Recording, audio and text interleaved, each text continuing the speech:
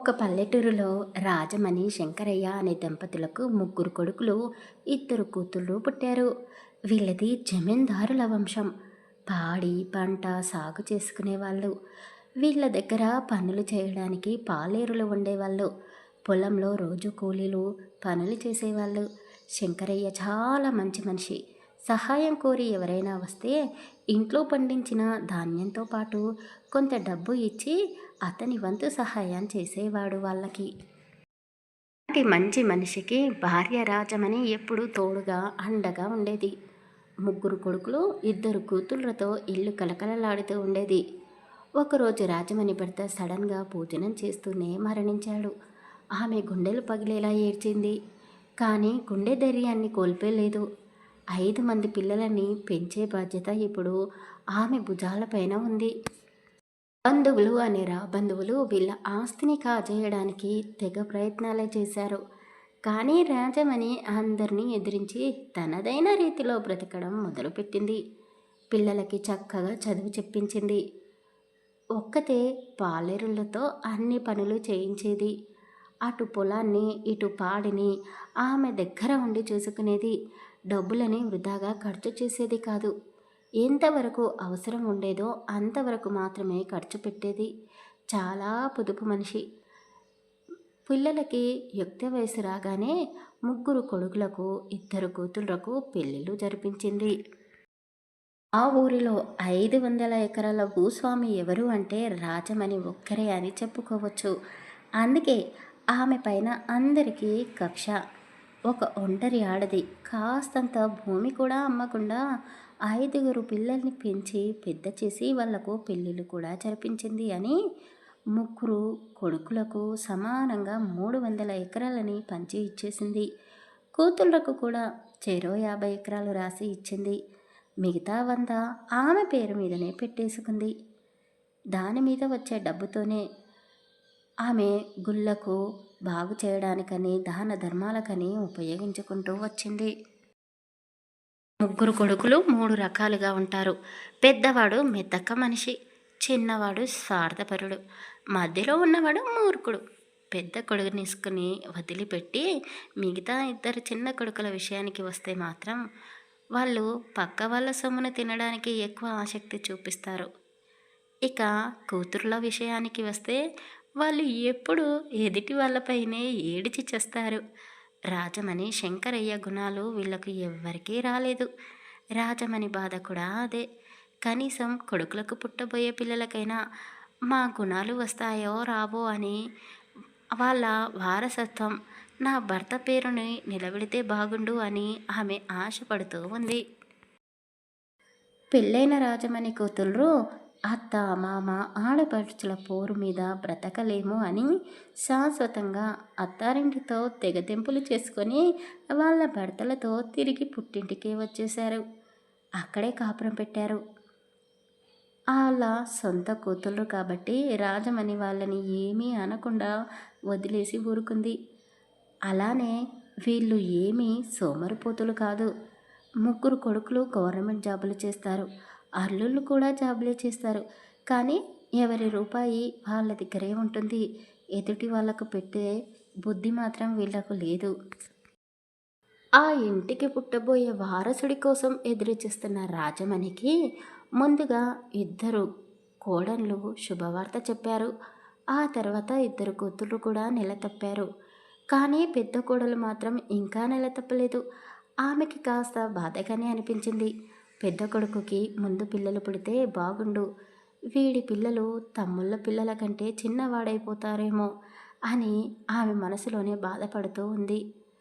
ఆ బాధని పైకి కనపడనివ్వకుండా ఏదో అలా నవ్వేసి ఊరుకుంది. పెద్దవాడు కాస్త మెతక మనిషి కాబట్టి రాజమణి గారు కాస్త ఎక్కువగా పెద్ద కొడుకుపైనే ప్రేమను చూపించేది.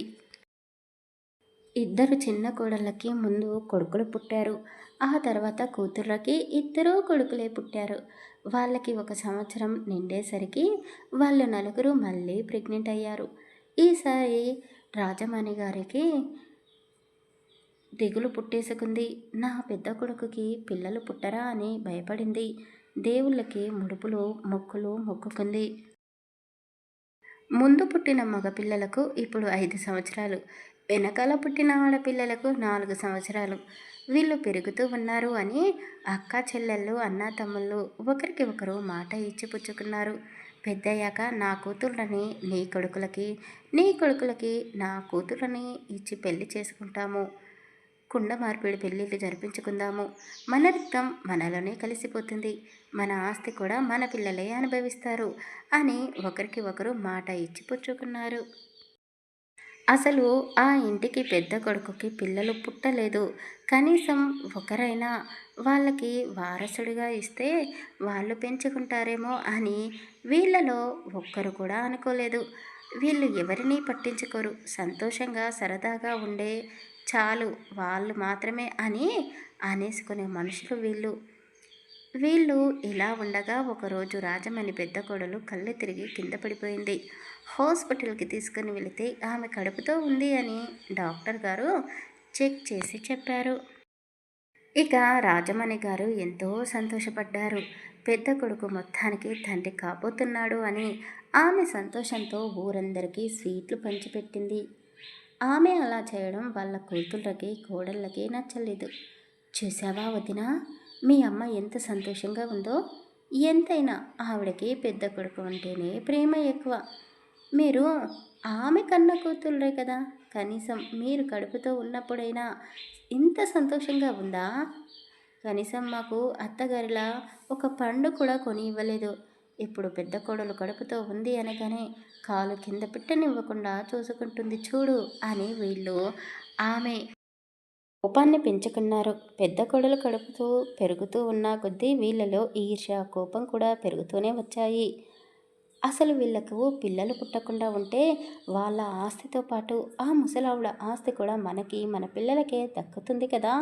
ఆ దేవుడు ఎందుకో మన మీద చిన్న చూపు చూస్తున్నాడు అని మిగతా 2 కొడుకులు, కోడళ్ళు, కూతుళ్ళు, అల్లుళ్ళు అనుకోవడం మొదలుపెట్టారు.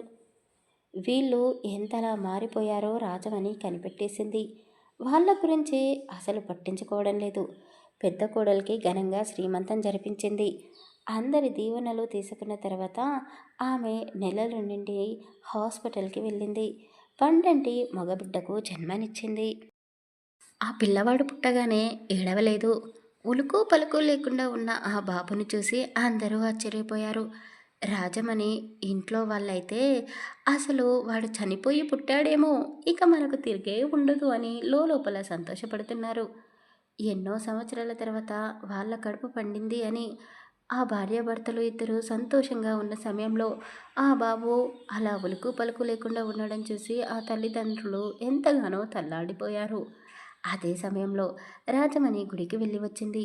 బాబు పరిస్థితిని చూసి ఆమె కూడా ఆశలు వదిలేసుకుంది. కానీ చివరిసారిగా పొత్తిళ్లలో ఉన్న బాబుని ఎత్తుకోవాలని అనుకుంది. ఆమె వాడిని ఎత్తుకోగానే ముందుగా సుస్సు పోసి ఆ తర్వాత కెవ్వుమని ఏడుపుని మొదలు పెట్టేశాడు. ఆ శివయ్య అనుగ్రహంతో పుట్టాడు. వీళ్ళు ఎలాగో నా మొగుడు పేరును వాళ్ళ పిల్లలకు ఒక్కరికి కూడా పెట్టుకోలేదు. కనీసం వీడికైనా నా మొగుడు పేరు పెట్టుకుంటాను. నా కోసమే మళ్ళీ పుట్టాడు వీడు అని ఆమె ఆ బాబుని గుండెలకు హత్తుకొని ఆ బాబుకి శివశంకర్ అని పేరు పెట్టింది. ఆ తర్వాత ఘనంగా బారసాల జరిపించి ఆమె అనుకున్న పేరునే మనవడికి పెట్టింది. వాడిపైనే తల్లిదండ్రులు చూపిస్తున్న ప్రేమని ఆ దేవుడు చూసి ఓర్చుకోలేనట్టున్నాడు. శివశంకర్కి 5 సంవత్సరాలు నిండిన తర్వాత తల్లి చనిపోయింది. భార్య చనిపోయిన దుఃఖంలో ఉన్న అతను రాజమణి పెద్ద కొడుకు మెల్లిమెల్లిగా తాగుడికి అలవాటు పడిపోయాడు. అయితే ఆ ఇంట్లో తమ్ముళ్ళు వాళ్ళ భార్యలతో, అక్క చెల్లెళ్ళు వాళ్ళ భర్తలతో సంతోషంగా సరదాగా ఉండడం చూసి అతను రోజు కుమిలిపోయేవాడు. ఒకరోజు వాళ్ళ బావలు ఇచ్చిన సలహా మేరకు అతను కోరికలను తీర్చుకోవడానికని మొదటిసారి వేశ్యాగృహంలోకి అడుగుపెట్టాడు. ఆ తర్వాత నుండి విచ్చలవిడిగా తాగడం మొదలుపెట్టి ఇష్టం వచ్చిన వాళ్ళతో తిరగడం అదే పనిగా పెట్టుకున్నాడు. అసలు అతనికి ఒక కొడుకు పుట్టాడని, వాడి పేరు శివశంకర్ అని కూడా అతను మర్చిపోయాడేమో. అంతలా తాగుతున్నాడు. ఇంటికి రావడం లేదు, బయటే ఉంటున్నాడు. అయితే రాజమణి గారు కూడా మనవడిని సరిగ్గా పట్టించుకోకుండా మనశ్శాంతి కోసమని గుళ్ళు గోపురాలు తిరుగుతూ ఉంది. పెద్ద కొడుకు ప్రవర్తన గురించి తెలుసుకొని చాలా బాధపడింది. తల్లి లేని శివశంకర్ని ఎవరూ హక్కున చేర్చుకోవడం లేదు. అతనికి మేనత్తల ప్రేమ లేదు, పిన్ని వాళ్ళ ప్రేమ లేదు, కనీసం బాబాయిలు కూడా పట్టించుకోవడం లేదు. రాజమణి గారికి శివశంకర్ని చూస్తే చాలా బాధగా అనిపించింది. ఆమె మనవడిని దగ్గరికి తీసుకుంది. ఒకరోజు పెద్ద కొడుకుని నిలదీసి అడిగింది. భార్య చనిపోగానే ఆవిడ కొడుకుకి మళ్ళీ పెళ్లి చేస్తాను అని అడిగింది. కానీ అతను భార్యని మర్చిపోలేను, నేను మరో పెళ్లి చేసుకోను అని ఖచ్చితంగా చెప్పేశాడు. భార్యాభర్తలు ఎంత అన్యోన్యంగా ఉండేవాళ్ళో ఆవిడకు బాగా తెలుసు కాబట్టి కొడుకుని ఎక్కువ బలవంతం చేయలేకపోయింది. అందుకే కొడుకుకి మరో పెళ్లి చేయలేకపోయింది. కన్న కొడుకుని పట్టించుకోకుండా అతను ఎలాంటి తప్పు పని చేస్తున్నాడో అతనికి అర్థమయ్యేలా చెప్పింది. అప్పటికే అతను 100 ఎకరాల పొలాన్ని కరిగించేశాడు. రాజమణి కొడుకుని కొట్టలేదు, తిట్టలేదు, కూర్చోబెట్టి మంచి చెడు గురించి వివరించి చెప్పింది. అతను మనసు మార్చుకున్నాడు. మెల్లిమెల్లిగా తాగుడు మానుకున్నాడు. ఇప్పుడు వేశ్యల దగ్గరికి కూడా వెళ్ళడం లేదు. ఇప్పుడు అతను చేస్తున్న జాబ్కి రిజైన్ చేశాడు. కొంత డబ్బు వచ్చింది. ఆ డబ్బుతో కొడుకు పేరు మీద కొంచెం భూమి కొన్నాడు. అతను చేసిన ఏదైనా మంచి పని ఉంది అంటే అది ఇప్పుడు కొడుకు పేరు మీద ల్యాండ్ తీసుకోవడం మాత్రమే. ఒక 2-3 సంవత్సరాలలోనే ఆ ల్యాండ్కు విపరీతమైన రేటు పెరిగిపోయింది. అది అమ్మేసి కొడుకుకి ఏకంగా 50 ఎకరాల భూమిని కొన్నాడు. వాళ్ళ అమ్మ నాన్న ఇచ్చింది అతనికి 100 ఎకరాలు. కానీ అతను ఇప్పుడు కొడుకుకు ఇచ్చేది 50 ఎకరాలు మాత్రమే. చాలా బాధపడ్డాడు అతడు. నా తొందరపాటు వల్ల ఇప్పుడు నా కొడుకుకి వాళ్ళ తాత ఆస్తి అనుభవించే హక్కు లేకుండా చేశాను అని రోజూ అనుకునేవాడు. ఎప్పుడూ అతను వ్యవసాయం చేస్తున్నాడు. ఒక మంచి కొడుకుగా, మంచి తండ్రిగా ఉంటున్నాడు. శివశంకర్ స్కూల్కి వెళ్తున్నాడు. ఆ ఇంట్లో అందరికంటే చిన్నవాడు కాబట్టి అందరూ శంకర్కి పనులు చెప్పేవారు. వాళ్ళ తండ్రితో కలిసి చిన్నప్పుడే పొలానికి వెళ్ళడం మొదలుపెట్టాడు. అతనికి చదువు మీద పెద్దగా ఇంట్రెస్ట్ ఏమీ ఉండేది కాదు. అయితే శివశంకర్ వాళ్ళ నాన్నగారు విపరీతమైన తాగుడుకు అలవాటు పడి ఉన్నారు కాబట్టి అప్పటికే ఆయన ఆర్గన్స్ అన్నీ పాడైపోయాయి. ఒకరోజు పడుకున్న మనిషి మళ్ళీ నిద్ర లేవలేదు. ఆ రోజు నుండి శివశంకర్కి తల్లితో పాటు తండ్రి ప్రేమ కూడా కరువైపోయింది. రాజమణి గారు మనవడిని దగ్గరికి తీసుకుంది. తల్లి తండ్రి అన్నీ ఆమెనే అయ్యింది అతనికి. ఇంట్లో వాళ్ళు శివశంకర్పై కాస్త కూడా ప్రేమని జాలిని చూపించే వాళ్ళే కాదు. శివశంకర్ చిన్న వయసులోనే బాగా హైటు వెయిట్తో ఉన్నాడు. అతని మాట కాస్త కఠినంగానే ఉండేది. ఇప్పుడే వీడు ఇలా ఉన్నాడు అంటే రేపు పెద్దయ్యాక వీడు మనల్ని బెదిరిస్తాడేమో అని వాళ్ళ పిల్లలు, మేనత్తలు, బాబాయిలు, మేనమామలు అనుకున్నారు. అతన్ని కూర్చోబెట్టి చదువు చెప్పిస్తే శివశంకర్కి చదువు పైన ధ్యాస మళ్ళేదేమో. కానీ వాళ్ళు అతనికి భవిష్యత్తు లేకుండా చేయాలనుకున్నారు. అందుకే మందు, సిగరెట్టు అతను ముందే తాగేవాళ్ళు. అప్పుడప్పుడే యవ్వనంలోకి అడుగుపెడుతున్న శివశంకర్ ఆ మందు, సిగరెట్ రుచి చూడాలనుకున్నాడు. దొంగచాటుగా వాటిని అలవాటు చేసుకున్నాడు. వయసుకు వచ్చిన బాబాయ్ కొడుకులు, కూతుళ్ళు, మేనత్త కొడుకులు, కూతుళ్ళు శివశంకర్ ముందే సరసాలు ఆడడం మొదలుపెట్టారు. వాళ్ళని చూసి అతను కూడా ఆ అమ్మాయిలతో అలా సరదాగా ఉండాలనుకున్నాడు. శివశంకర్ జమీందారుల వంశంలో పుట్టాడు. డబ్బులకి కొదవలేదు. పైగా నానమ్మ ఎంత అడిగితే అంతా ఇచ్చేస్తుంది. వాడికి చిన్నప్పటి నుండి ఆవు పాలని, మేక పాలని తాగించి పెరిగాడు. పాలలాంటి రంగులోనే ఉన్నాడు. 6 అడుగుల ఎత్తు, ఎత్తుకు తగ్గ హైటు, కండలు తిరిగిన అతని శరీరాన్ని చూస్తే ఏ ఆడపిల్లైనా సరే అతనికి పడిపోవాల్సిందే. అతన్ని చూస్తే అమ్మాయిలే కాదు మగవాళ్ళు కూడా ఈర్ష్యపడతారేమో అంతటి అందగాడు. వయసులో చిన్నవాడు కాబట్టి మేనత్త కూతుళ్ళు శివశంకర్కి కాస్త దూరంగా ఉన్నారు. లేదంటే వాళ్ళు ఎప్పుడో శివశంకర్ని వాళ్ళ వల్ల వేసుకునే వాళ్ళేమో. 10th క్లాస్లో శివశంకర్ ఫెయిల్ అయ్యాడు. నెక్స్ట్ టైం ఎగ్జామ్స్ ఇవ్వాలనుకున్నాడు. సరిగ్గా అదే సమయంలో వాళ్ళ పొలంలో ఎవరో తెలియని ఒక జంట గడ్డివాము చాటున జోడుపాములా పెనవేసుకొని ఉన్నారు. వాళ్ళని అలా చూసి శివశంకర్ తట్టుకోలేకపోయాడు. అతనికి చెమటలు కారుతున్నాయి. స్వయంగా అతనే తృప్తిపడ్డాడు. అయినా సరే అతని కోరిక తీరలేదు. శివశంకర్ని గమనిస్తున్న అతను పని ముగించుకున్న తర్వాత అతని దగ్గరికి వచ్చాడు. ఇప్పుడే వయసుకు వచ్చావు, నీలో చాలా మ్యాటర్ ఉంది. ఎందుకు భయపడుతున్నావో? ఇప్పుడు కాకపోతే ఇంకెప్పుడు సుఖపడతావో? ఇదిగో ఒక అడ్రస్ ఇస్తాను. అక్కడికి వెళ్ళు. కొంత డబ్బు ఇస్తే వాళ్ళు నిన్ను సుఖపెడతారు అని చెప్పేసి అతను అక్కడి నుండి వెళ్ళిపోయాడు. అతను చెప్పిన అడ్రస్కి శివశంకర్ వెళ్ళాడు. మొదటి అనుభవం వయసులో అతని కంటే పెద్ద ఆవిడితో కలిగింది అతనికి. ఆ తర్వాత ఆ సుఖం రోజు కావాలనిపించింది. ఆ ఊరిలోనే ప్రస్తుతం 10th చదువుతున్న ఒక అమ్మాయి శివశంకర్కి పరిచయమైంది. అతను ఆమెతో మాట్లాడుతున్నప్పుడల్లా ఆమె శరీర అందాలని చూసేవాడు. ఆమె కూడా అతనికి కావాలని ఆమె శరీరాన్ని చూపించేది. ఆమె కుటుంబం కష్టాల్లో ఉంది. ఆ అమ్మాయికి కావాల్సిన అవసరాలను తీర్చుకోవడానికి ఇప్పుడు శివశంకర్ ఒక్కడే మార్గంగా కనిపించాడు. ఆమెకు అతను డబ్బు ఇచ్చేవాడు. ఆమె అతన్ని ఆ అందాలతో తృప్తిపరిచేది. ఎప్పుడు కావాలంటే అప్పుడు శివశంకర్ ఆ అమ్మాయి ఇంటి దగ్గరికి వెళ్ళేవాడు. ఆ అమ్మాయి కూడా ఇంట్లో వాళ్ళకి అబద్ధం చెప్పి చెట్ల పొదల్లోకి అతనితో కలిసి వెళ్ళేది. ఇక శివశంకర్ని ఆపేది ఎవరు? చదువుని అటకెక్కించేశాడు. పూర్తిగా వ్యవసాయ రంగంలోకి దిగేశాడు. ఇంట్లో బాబాయ్ కూతుళ్ళకి, కొడుకులకి, మేనత్త కొడుకులకి, కూతుళ్ళకి పెళ్ళిళ్ళు జరుగుతున్నాయి. పెళ్ళిళ్ళు అవ్వగానే వాళ్లకు ఇండియాలో ఉండడం ఇష్టం లేదు. వెంటనే ఫారెన్కి చెక్కేశారు ఆ నలుగురు జంటలు. వాళ్ళు ఫారెన్కి వెళ్ళడానికి కూడా శివశంకర్ సహాయం చేశాడు.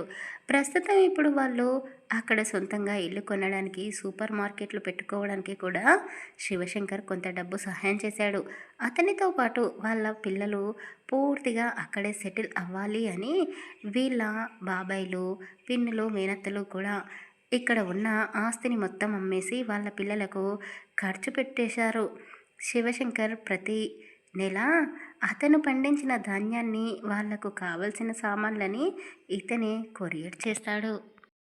శివశంకర్ వాళ్ళ బాబాయిలు, మేనత్త భర్తలు రిటైర్ అయిపోయారు. ప్రస్తుతం ఖాళీగా ఇంట్లోనే కూర్చుంటున్నారు. శివశంకర్ సంపాదనపై ఆధారపడి బ్రతుకుతున్నారు వాళ్ళు.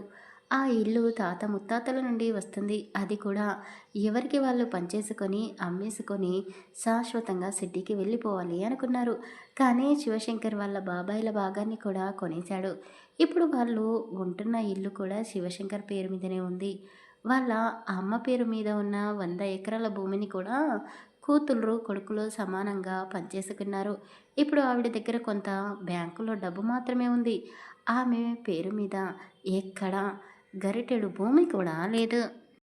శివశంకర్ తెలివితేటలతో వాళ్ళ నాన్న కరిగించిన భూమిని, ఆ ఇంటిని మళ్ళీ అతను దక్కించుకున్నాడు. మనవడు పడే కష్టాన్ని చూసి రాజమణి బాధపడేది. వయసుకు వచ్చావు, ఇప్పుడు పెళ్లి చేసుకుని హాయిగా కాపురం చేసుకోవచ్చు కదా అని రోజు అతనితో వాదిస్తూనే ఉంది. నా జీవితంలోకి వచ్చే అమ్మాయి నాతో జీవితాంతం కలిసి ఉండదు. నాకు పెద్దగా చదువు లేదు. పల్లెటూరులో ఉంటాను. నన్నెవరే పెళ్లి చేసుకుంటారు నానమ్మ అని శివశంకర్ రాజమణి మాటలని కొట్టిపడేసేవాడు. చిన్నప్పటి నుండి శివశంకర్కి శారీరక సుఖాలు ఇచ్చిన ఆ అమ్మాయికి పెళ్ళి అయిపోయింది. ఆమె పెళ్ళికి అతను భారీగానే మూల్యం చెల్లించాడు. ఇప్పుడు అతను అంటే ఇష్టపడే అమ్మాయిల దగ్గరికి వెళ్తున్నాడు. వాళ్ళు అతన్ని సుఖపెడుతున్నారు. అతను వాళ్లకు డబ్బు ఇస్తున్నాడు. అంతవరకే వారి మధ్య బంధం. తెల్లవారితే నువ్వెవరో నేనెవరో అన్నట్టుగా ఉంటాడు. ఒక మగవాడికి అన్ని సమయానికి లభిస్తూ ఉంటే ఇక పెళ్లి మీద ధ్యాస ఎలా కలుగుతుంది?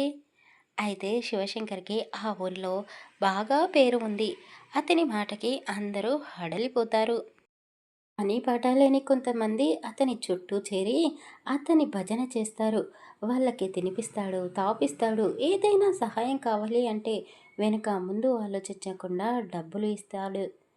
ఒకరోజు ఆ గాలి వెధవలందరూ కలిసి శివశంకర్ని రెచ్చగొట్టారు. అయితే ఆ ఊరికి గత 10 సంవత్సరాల నుండి నరేంద్ర అనే వ్యక్తి ప్రెసిడెంట్గా గెలుస్తూనే ఉన్నాడు.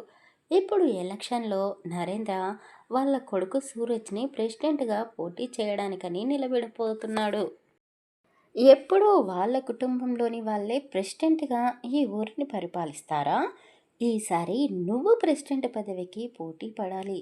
నువ్వు తప్పకుండా గెలుస్తావన్నా అని ఆ విధవలు మందు తాగుతూ అతన్ని రెచ్చగొట్టడంతో అతను కూడా రెచ్చిపోయి ఖచ్చితంగా నేను పోటీలో నిలబడతాను అని చెప్పడం, అదే తాగిన మత్తులో వెళ్ళి నామినీ వేయడం కూడా జరిగిపోయింది. వాళ్ళది జమీందారుల వంశం. మాట ఇస్తే ఎంత దూరమైనా వెళ్తారు. అలాంటిదే ఒకరి చేతిలో ఓడిపోవడం అంటే అతనికి మాత్రమే కాదు, ఆ వంశానికి తాత ముత్తాతలకి కూడా అవమానమని శివశంకర్ నామినీని వేసిన తర్వాత ఆలోచనలో పడ్డాడు. ఒరేయ్! ఆ నరేష్ కొడుకు సూరిగాడు ఎలా ఉంటాడురా? వాడిని ఈ మధ్య కాలంలో నేనెప్పుడూ చూడలేదు. చిన్నప్పుడు ఎప్పుడో చూశాను. ఇప్పుడు వాడు ఎలా ఉంటున్నాడో అని శివ అతని ఫ్రెండ్స్‌ని అడిగాడు. వాడి పేరు మార్చుకున్నాడులే అన్నయ్య. ఇప్పుడు వాడి పేరు సూరజ్. వస్తాడులే ఈ ఊరికే. మరే 2 రోజుల్లో వాడికి పెళ్ళి. ఆ అమ్మాయి ఫోటోని చూసాము. సినిమా హీరోయిన్ కంటే అందంగా ఉంటుంది. అలాంటి అమ్మాయిలు మనకెందుకు కనపడరు అని వాళ్ళు నవ్వుతూ అన్నారు. గ్యాంగ్‌లో ఒకడు కాస్త తెలివిగా ఆలోచిస్తాడు. అన్నా! వాడి పెళ్లి కార్డు మీ ఇంటికి కూడా వచ్చింది. నువ్వు చూడలేనట్టున్నావు కానీ ఇంటికి వెళ్ళగానే చూడు. వాడి పెళ్ళికి పెద్ద పెద్ద వాళ్ళు వస్తున్నారు. ఎమ్మెల్యే కూడా వస్తున్నాడు. వాడి పెళ్ళి ఇక్కడే మనకు దగ్గరగా ఒక రిసార్ట్ ఉంది కదా! అందులో జరుగుతుంది. నైట్ పెద్దవాళ్ళు చేసుకునే పార్టీ అంట. తెల్లవారుజామున వాడికి పెళ్ళంట. నువ్వు ఆ రోజు రాత్రి అక్కడికి వెళ్ళి పెద్ద పెద్ద వాళ్ళతో మాట్లాడు. డబ్బు ఆశ చూపించు. ఖచ్చితంగా వాళ్ళు నీకే సపోర్ట్ చేస్తారు అని వాడు చెప్పాడు. శివశంకర్ ఇంటికి వెళ్ళి చూశాడు. సూర స్వీట్స్ గౌరీ అనే అక్షరాలు రాసి ఉన్న శుభలేఖని చూశాడు. ఖచ్చితంగా పెళ్ళికి వెళ్ళాలి అని అనుకున్నాడు. 2 రోజుల తర్వాత అందంగా ముస్తాబు అయ్యి నైట్ ఆ పెళ్లి జరిగే రిసార్ట్ దగ్గరికి వెళ్ళాడు. ఆ పెళ్ళికి శివశంకర్ వస్తాడు అని ముందుగానే సూరజ్ వల్ల నాన్న నరేంద్ర అనుకున్నాడు. కాదు కాదు, శివశంకర్ పెళ్ళికి వచ్చేలా వాళ్ళే ప్లాన్ వేశారు. మరి శుభలేఖ శివశంకర్ వాళ్ళ ఇంటికి పంపించాడు. అక్కడికి పెద్ద పెద్ద వాళ్ళు ఎమ్మెల్యేలు వస్తున్నారు అని అతని తొట్టి గ్యాంగ్‌కి తెలిసేలా చేశాడు. అంతా ఒక ప్లాన్ ప్రకారం జరిగిపోతూ ఉంది. అతని వెనకాల ఎవరు ఎలాంటి ప్లాన్స్ వేస్తున్నారో శివశంకర్‌కి తెలీదు. ఆ రోజు నైట్ అతను ఊహించినట్టే పెద్ద పెద్ద వాళ్ళందరూ పెళ్ళికి వచ్చారు. కానీ వాళ్ళందరూ తమ తమ హోదాని మర్చిపోయి ఫుల్‌గా తాగేసి డీజే పాటలకి చిందులు వేస్తున్నారు. శివశంకర్ కూడా తాగుతూ ఒక పక్కన కూర్చున్నాడు.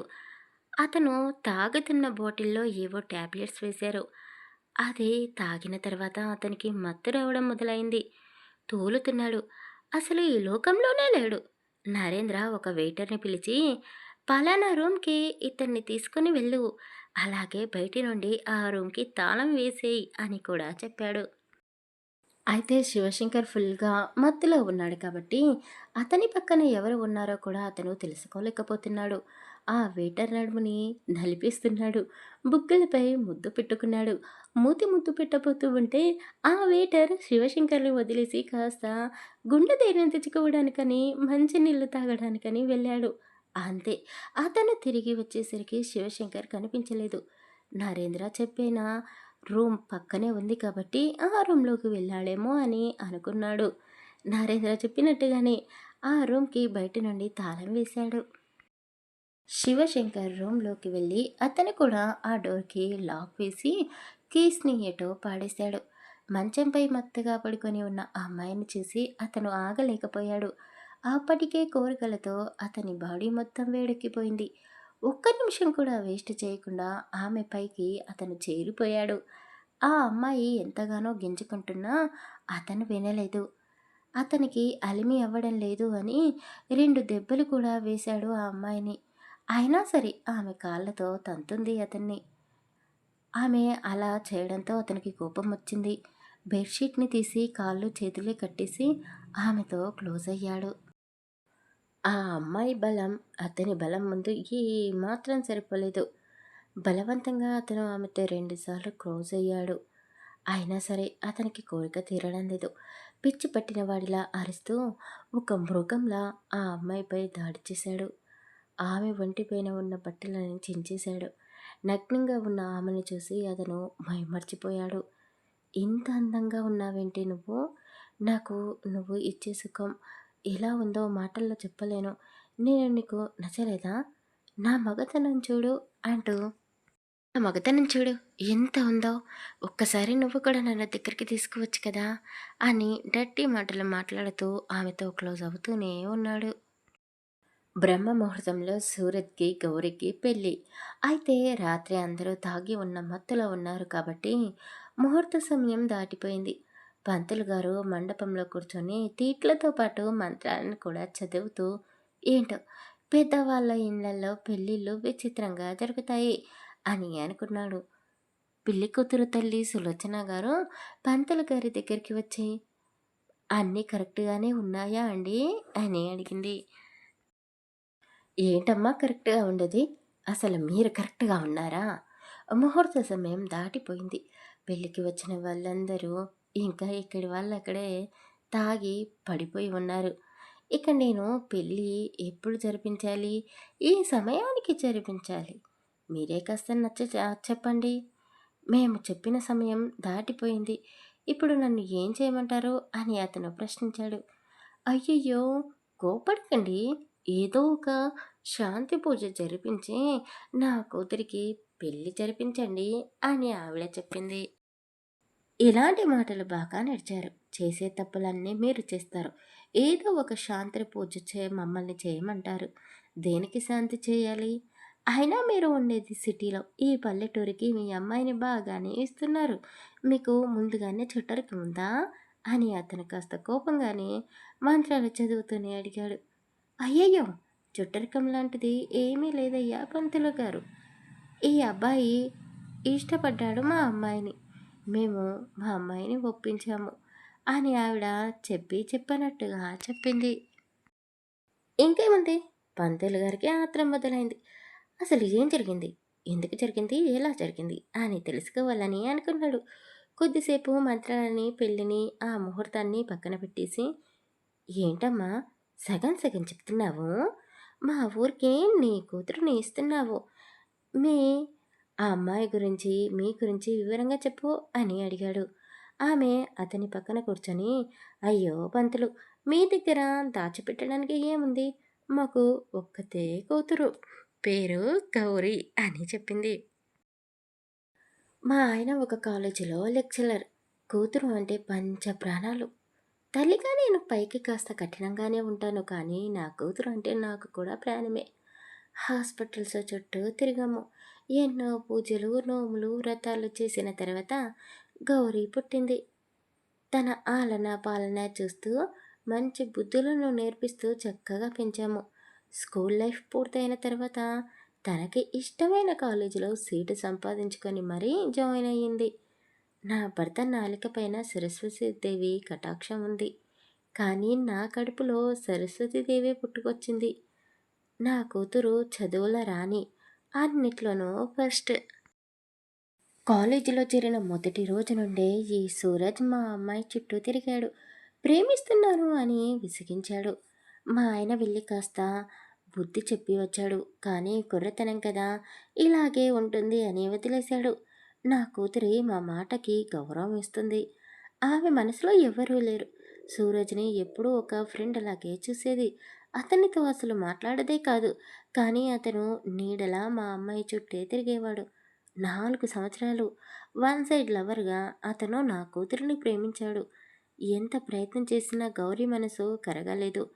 చివరగా అతను వాళ్ళ అమ్మ నాన్నలని తీసుకుని మా ఇంటికి సంబంధంగా గౌరీని అడగడానికని వచ్చారు. ఆ అబ్బాయి చూడడానికి చక్కగా ఉన్నాడు. పైగా ఒక్కడే కొడుకు. వీళ్ళకు పలుకుబడి ఉంది, ఆస్తి ఉంది. పల్లెటూరులో ఉంటున్నారు. పల్లెటూరులో ఉండే జనాలు అంటే మా ఆయనకు కళ్ళు మూసుకొని నమ్మేస్తాడు. ఒక ఆ అమ్మాయికి పెళ్లి చేయాలి అంటే ఇలాంటి కుటుంబాన్నే వెతుకుతారు కదా! తల్లిదండ్రులుగా నాకు వీళ్ళ సంబంధం నచ్చేసింది. మా మాట కాదనలేక గౌరీ పెళ్ళికి ఒప్పుకుంది. అయితే నా కూతురు ఒక కండిషన్ పెట్టింది. పెళ్లి తర్వాత ఇంకా చదువుకుంటాను అని సూరజ్‌తో చెప్పింది. అతను కూడా చదివిస్తాను అని మాట ఇచ్చాడు. అందుకే నా కూతురు ఈ పెళ్లి చేసుకుంటుంది అని ఆమె చెప్పడంతో అతనికి మ్యాటర్ మొత్తం అర్థమైపోయింది. వీళ్ళు వట్టి అమాయకుల్లా ఉన్నారు. అందుకే ఇలాంటి ఇంట్లోకి వీళ్ళ అమ్మాయిని కోడలుగా పంపిస్తున్నారు. ఈ సూరిగాడు పెద్ద గాలి వెధవ, తిరుగుబోతు, పచ్చి తాగుబోతు. అసలు వీడు కాలేజీకి సక్రమంగా ఎప్పుడు వెళ్ళాడు? వారంలో 4 రోజులు ఇక్కడే ఉంటాడు. ఇక్కడే కనిపిస్తాడు కదా! ఓహో! మిగతా 3 రోజులు ఈ అమ్మాయిని పడేయడానికని వెళ్ళేవాడేమో! పాపం ఆ అమ్మాయి వీడితో జీవితాంతం ఎలా వేగుతుందో ఏమో అని మనసులోనే అనుకొని, సరే కానీ వెళ్ళి మీ అమ్మాయిని తీసుకొనిరా, ముహూర్తానికి సమయం అవ్వబోతుంది అని పంతులు మళ్ళీ కోపాన్ని చూపిస్తూ చెప్పాడు. అయ్యో! అవునా! ఇప్పుడే వెళ్లి తీసుకొని వస్తాను అని చెప్పి గౌరి గది దగ్గరికి వెళ్ళింది. ఎంతోసేపు డోర్ కొట్టినా కూడా లోపలి నుండి ఎలాంటి స్పందన లేదు. ఒసేయ్! ఏమైందే? పెళ్ళికి ముహూర్త సమయం దగ్గర పడుతుంది. తొందరగా డోర్ తెరువు. నిన్ను రెడీ చేసి బయటికి తీసుకొని వెళ్ళాలి అని ఆవిడ బయట నుండి అరుస్తూనే ఉంది. మరో గదిలో సూరజ్ పెళ్ళికొడుకులా ముస్తాబు అవుతున్నాడు. అతని దగ్గరికి తండ్రి నరేష్ వెళ్ళాడు. ఒరేయ్! మనం వేసిన ప్లాన్ సక్సెస్ అయింది. వెళ్ళి అందరిని పిలిచి ఆ శివశంకర్ గాడి పరువు తీద్దామా? వాడి కోసం రాత్రి ఒక అమ్మాయిని అరేంజ్ చేశాము కదా! ఆ అమ్మాయితో వాడు ఫుల్‌గా ఎంజాయ్ చేసినట్టున్నాడు. చాలా కాస్ట్‌లీ ఫిగర్ రా అని అతను అన్నాడు. అయ్యో నాన్న! ఏం మాట్లాడుతున్నావు? ఇప్పటికే చాలా ఆలస్యమైపోయింది. బ్రహ్మ ముహూర్తంలో నా పెళ్ళికి ముహూర్తం పెట్టించావు. ఇప్పుడు సమయం ఎంత అవుతుందో చూసావా? ఎప్పుడో తెల్లవారిపోయింది. ఇప్పుడు గౌరీతో నా పెళ్లి జరగడం ఇంపార్టెంట్. 4 సంవత్సరాలు కుక్కలా దాని చుట్టూ తిరిగాను. ఒక్కసారి కూడా నా వైపు కన్నెత్తి చూడలేదు. అలాంటి ఆడదాన్ని పెళ్లి చేసుకొని నా కళ్ళకి దగ్గర పడేసుకోవాలి అని నేను ఎన్ని సంవత్సరాల నుండి ఎదురు చూస్తున్నానో మీకేం తెలుసు? ఒరేయ్! అంత కోపమేంట్రా? నేను ఇప్పుడు ఏమన్నానని? అయ్యో నాన్న! మీకు ఎలా చెప్తే అర్థమవుతుంది? నాకు తెలియడం లేదు. టైం లేదు. అయినా వాడు ఎక్కడికి పోతాడులే. ఆ రూమ్‌లో నేను సీసీ కెమెరాలను పెట్టించాను. పెళ్లి అయిన తర్వాత వాటిని బయటపెడతాను. ఆ ఫోటోస్ అంతా నా సెల్‌కి కనెక్ట్ అయ్యే ఉంటుంది. నువ్వు టెన్షన్ పడకు అని సూరజ్ చెప్పడంతో నరేష్ సంతోషపడ్డాడు. ఈసారి ఖచ్చితంగా ప్రెసిడెంట్ పదవి మళ్ళీ మనకే వస్తుంది అని మీసం వెలేశాడు. పెళ్లి మండపంలోకి వెళ్ళిన సూరజ్ గౌరీ రాక కోసం ఎదురు చూస్తూ ఉన్నాడు. ఆమె ఇంకా రావడం లేదు అని కోపం చిరాకు తెచ్చుకున్నాడు. అయితే సులోచన ఎంత పిలిచినా గౌరీ డోర్ ఓపెన్ చేయడం లేదు అని ఆమె భర్త ప్రకాష్ దగ్గరికి పరిగెత్తుకుంటూ వెళ్ళింది. అతను పిలిచినా కూడా నో రెస్పాన్స్. విషయం అందరికీ తెలిసిపోవడంతో సూరజ్తో సహా అందరూ పెళ్లి కూతురు ఉన్న గది దగ్గరికి వచ్చారు. లోపలి నుండి లాక్ చేసి ఉండడంతో అందరూ కలిసి ఆ డోర్ని బద్దలు కొట్టారు. అక్కడ సన్నివేశాన్ని చూసి అందరూ ఆశ్చర్యపోయారు. సులోచన వెంటనే అందరినీ బయటికి నెట్టేసింది. గౌరీ తండ్రి తలపట్టుకొని కూర్చున్నాడు. ఆ గది మొత్తం చిందరవందరంగా ఉంది. గౌరీ శరీరంపై శివశంకర్ పడుకొని ఉన్నాడు. ఇద్దరిపైన పల్చటి దుప్పటి కప్పుకొని ఉన్నారు. సులోచనకి కన్నీళ్లు ఆగడం లేదు. శివశంకర్ని గట్టిగా లాగి పక్కకు పడేసింది. అతనికి దెబ్బకి మత్తు వదిలింది. వెంటనే వాష్రూంలోకి వెళ్ళి ఫ్రెష్ అయ్యి ఒక టవల్ పైనే బయటికి వచ్చాడు. నేలపై పడి ఉన్న అతని బట్టలను తీసుకొని వేసుకున్నాడు. అతను వచ్చేలోగా సులోచన గౌరికి చినికిన ఆమె బట్టలని వేసింది. సులోచన శివశంకర్ని కాలర్ పట్టుకొని 2 దెబ్బలు వేసింది. మంచంపై ఇంకా మత్తుగా పడి ఉన్న గౌరిని చూడగానే అతనికి మ్యాటర్ మొత్తం అర్థమైపోయింది. రాత్రి అతను తాగిన మత్తులో క్లోజ్ అయింది సూరజ్ చేసుకునే ఆ అమ్మాయితో అని బయట నుండి వినబడుతున్న అరుపులు, ఆ అమ్మాయికి అయిన బ్లీడింగ్ అదంతా చూసి అతను కాస్త సైలెంట్గా ఉన్నాడు. లేదంటే ఈ పాటికే రచ్చ రచ్చ చేసి అక్కడి నుండి వెళ్ళిపోయేవాడు. వెంటనే అతనికి తెలిసిన డాక్టర్కి ఫోన్ చేశాడు. అతను లేడీ డాక్టర్ని కూడా వెంట పెట్టుకొని వచ్చాడు. ఎందుకంటే శివశంకర్ ఫోన్లోనే మ్యాటర్ మొత్తం అతనికి చెప్పేశాడు. ఆ డాక్టర్ శివశంకర్‌కి ఫ్రెండ్. అతను చదువుకునే టైంలో ఆ డాక్టర్ ఫ్రెండ్ చాలా బాగా చదివేవాడు. ఎలాగో ఇతనికి చదువు అబ్బడం లేదు అని చదువుకుంటున్న అతని ఫ్రెండ్‌కి డబ్బు సహాయం చేశాడు. శివశంకర్కి ఉన్న ఫ్రెండ్స్ సర్కిల్ మొత్తంలో ఆ డాక్టర్ ఫ్రెండ్ ఒక్కడే మంచివాడు. ఇప్పుడు అతను శివశంకర్ చదివిస్తేనే డాక్టర్ అయ్యాడు. అందుకే అతను ఎప్పుడు ఫోన్ చేసినా అన్ని పనులు వదిలేసుకొని వెంటనే అక్కడ వాలిపోతాడు. అతనికి వీలు కుదరకపోతే ఇంకెవరైనా డాక్టర్ని పంపిస్తాడు. అక్కడికి వచ్చిన ఆ లేడీ డాక్టర్ గౌరీని ఆమె పరిస్థితిని చూసి షాక్ అయ్యింది. ఒక మనిషి మరీ ఇంతలా క్లోజ్ అవుతాడా అని శివశంకర్ వైపు కూడా చూసింది. ఈవిడ ఏమీ తినలేనట్టుంది అని ఆ డాక్టర్ అడగడంతో సులోచన కన్నులను తుడుచుకుంటూ, అవునమ్మా, పెళ్ళిలో ఉపవాసం ఉండమని అన్నారు. అందుకే ఏమీ తినకుండా నిన్నటి నుండి అలాగే ఉంది అని ఆమె చెప్పింది. వెంటనే గౌరీకి జ్యూస్ తెప్పించి తాగించారు. ఆ తర్వాత ఆ డాక్టర్ ఇంజెక్షన్ చేసింది. ఇదంతా ఇలా జరుగుతూ ఉన్న సమయంలోనే శివశంకర్ వాళ్ళ ఇంటికి ఒక అతను వార్త తీసుకుని వెళ్ళాడు.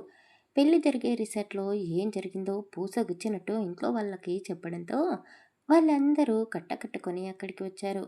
ఇక ఆ గదిలో అందరూ సమావేశమయ్యారు. రాజమణి మనవడిపై చాలా కోపం తెచ్చుకుంది.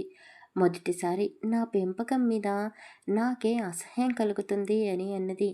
ఆమె, నానమ్మ, నువ్వు అలా మాట్లాడకు. ఇక్కడ ఎవరూ నష్టపోలేదు. వాళ్ళకి ఎంతో కొంత డబ్బు ఇవ్వాలో చెప్పమని చెప్పు, ఇస్తాను.